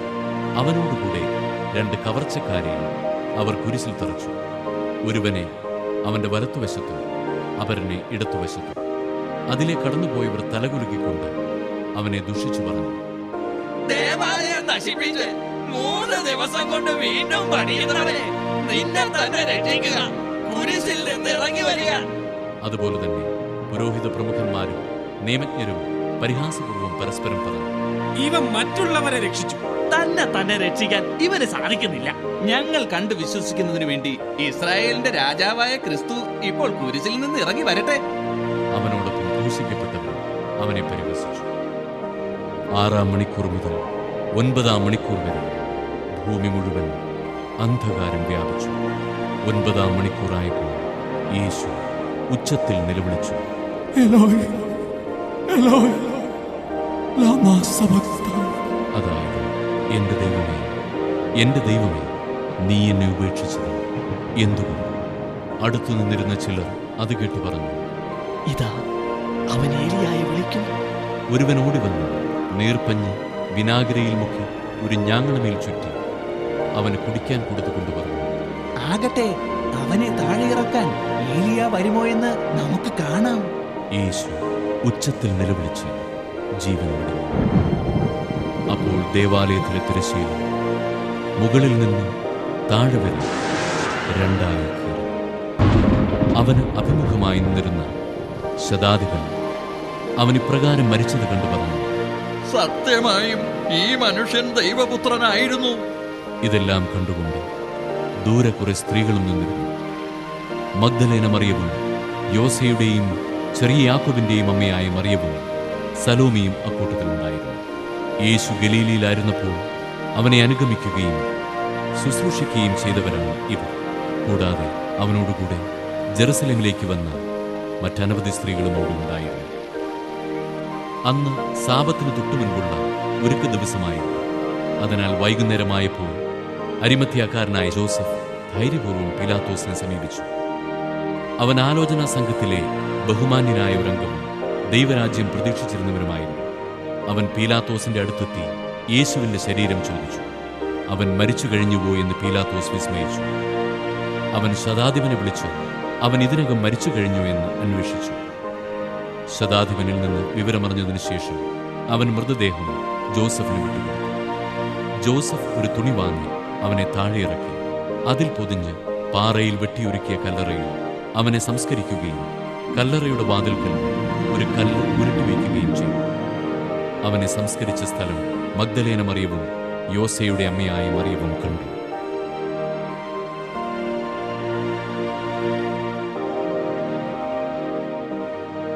അധ്യായം 16. സാബത്ത് കഴിഞ്ഞപ്പോൾ മഗ്ദലേന മറിയവും യാക്കോബിന്റെ അമ്മയായ മറിയവും സലോമിയും അവനെ അഭിഷേകം ചെയ്യുന്നതിനു വേണ്ടി സുഗന്ധദ്രവ്യങ്ങൾ വാങ്ങി. ആഴ്ചയുടെ ആദ്യ ദിവസം അതിരാവിലെ സൂര്യൻ ഉദിച്ചപ്പോൾ തന്നെ അവർ ശവകുടീരത്തിലേക്ക് പോയി. അവർ തമ്മിൽ പറഞ്ഞു, ആരാണ് നമുക്ക് വേണ്ടി ശവകുടീരത്തിന്റെ വാതിൽക്കൽ നിന്ന് കല്ലുരുട്ടി മാറ്റുക? എന്നാൽ അവർ നോക്കിയപ്പോൾ ആ കല്ല് ഉരുട്ടി മാറ്റിയിരിക്കുന്നു. അത് വളരെ വലുതായിരുന്നു താനും. അവർ ശവകുടീരത്തിനുള്ളിൽ പ്രവേശിച്ചപ്പോൾ വെള്ളവസ്ത്രം ധരിച്ച ഒരു യുവാവ് വലത്തുഭാഗത്തിരിക്കുന്നത് കണ്ടു. അവർ വിസ്മയിച്ചുപോയി. അവൻ അവരോട് പറഞ്ഞു, നിങ്ങൾ അത്ഭുതപ്പെടേണ്ട. കുരിശിൽ തറയ്ക്കപ്പെട്ട നസറായനായ യേശുവിനെ നിങ്ങൾ അന്വേഷിക്കുന്നു. അവൻ ഉയിർപ്പിക്കപ്പെട്ടിരിക്കുന്നു. അവൻ ഇവിടെയില്ല. നോക്കൂ, അവർ അവനെ സംസ്കരിച്ച സ്ഥലം. നിങ്ങൾ പോയി അവന്റെ ശിഷ്യന്മാരോടും പത്രോസിനോടും പറയുക, അവൻ നിങ്ങൾക്ക് മുമ്പേ ഗലീലയിലേക്ക് പോകുന്നു.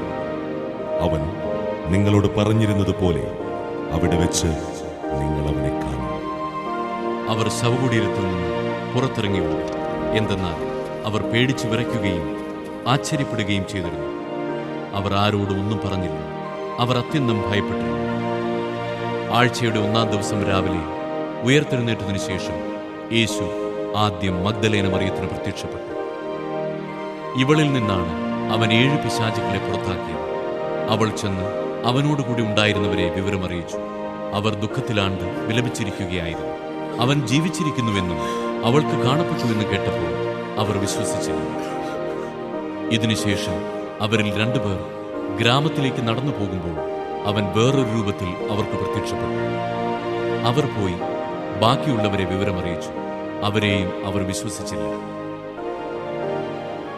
പിന്നീട് അവർ 11 പേർ ഭക്ഷണത്തിനിരിക്കുമ്പോൾ അവൻ അവർക്ക് പ്രത്യക്ഷപ്പെട്ടു.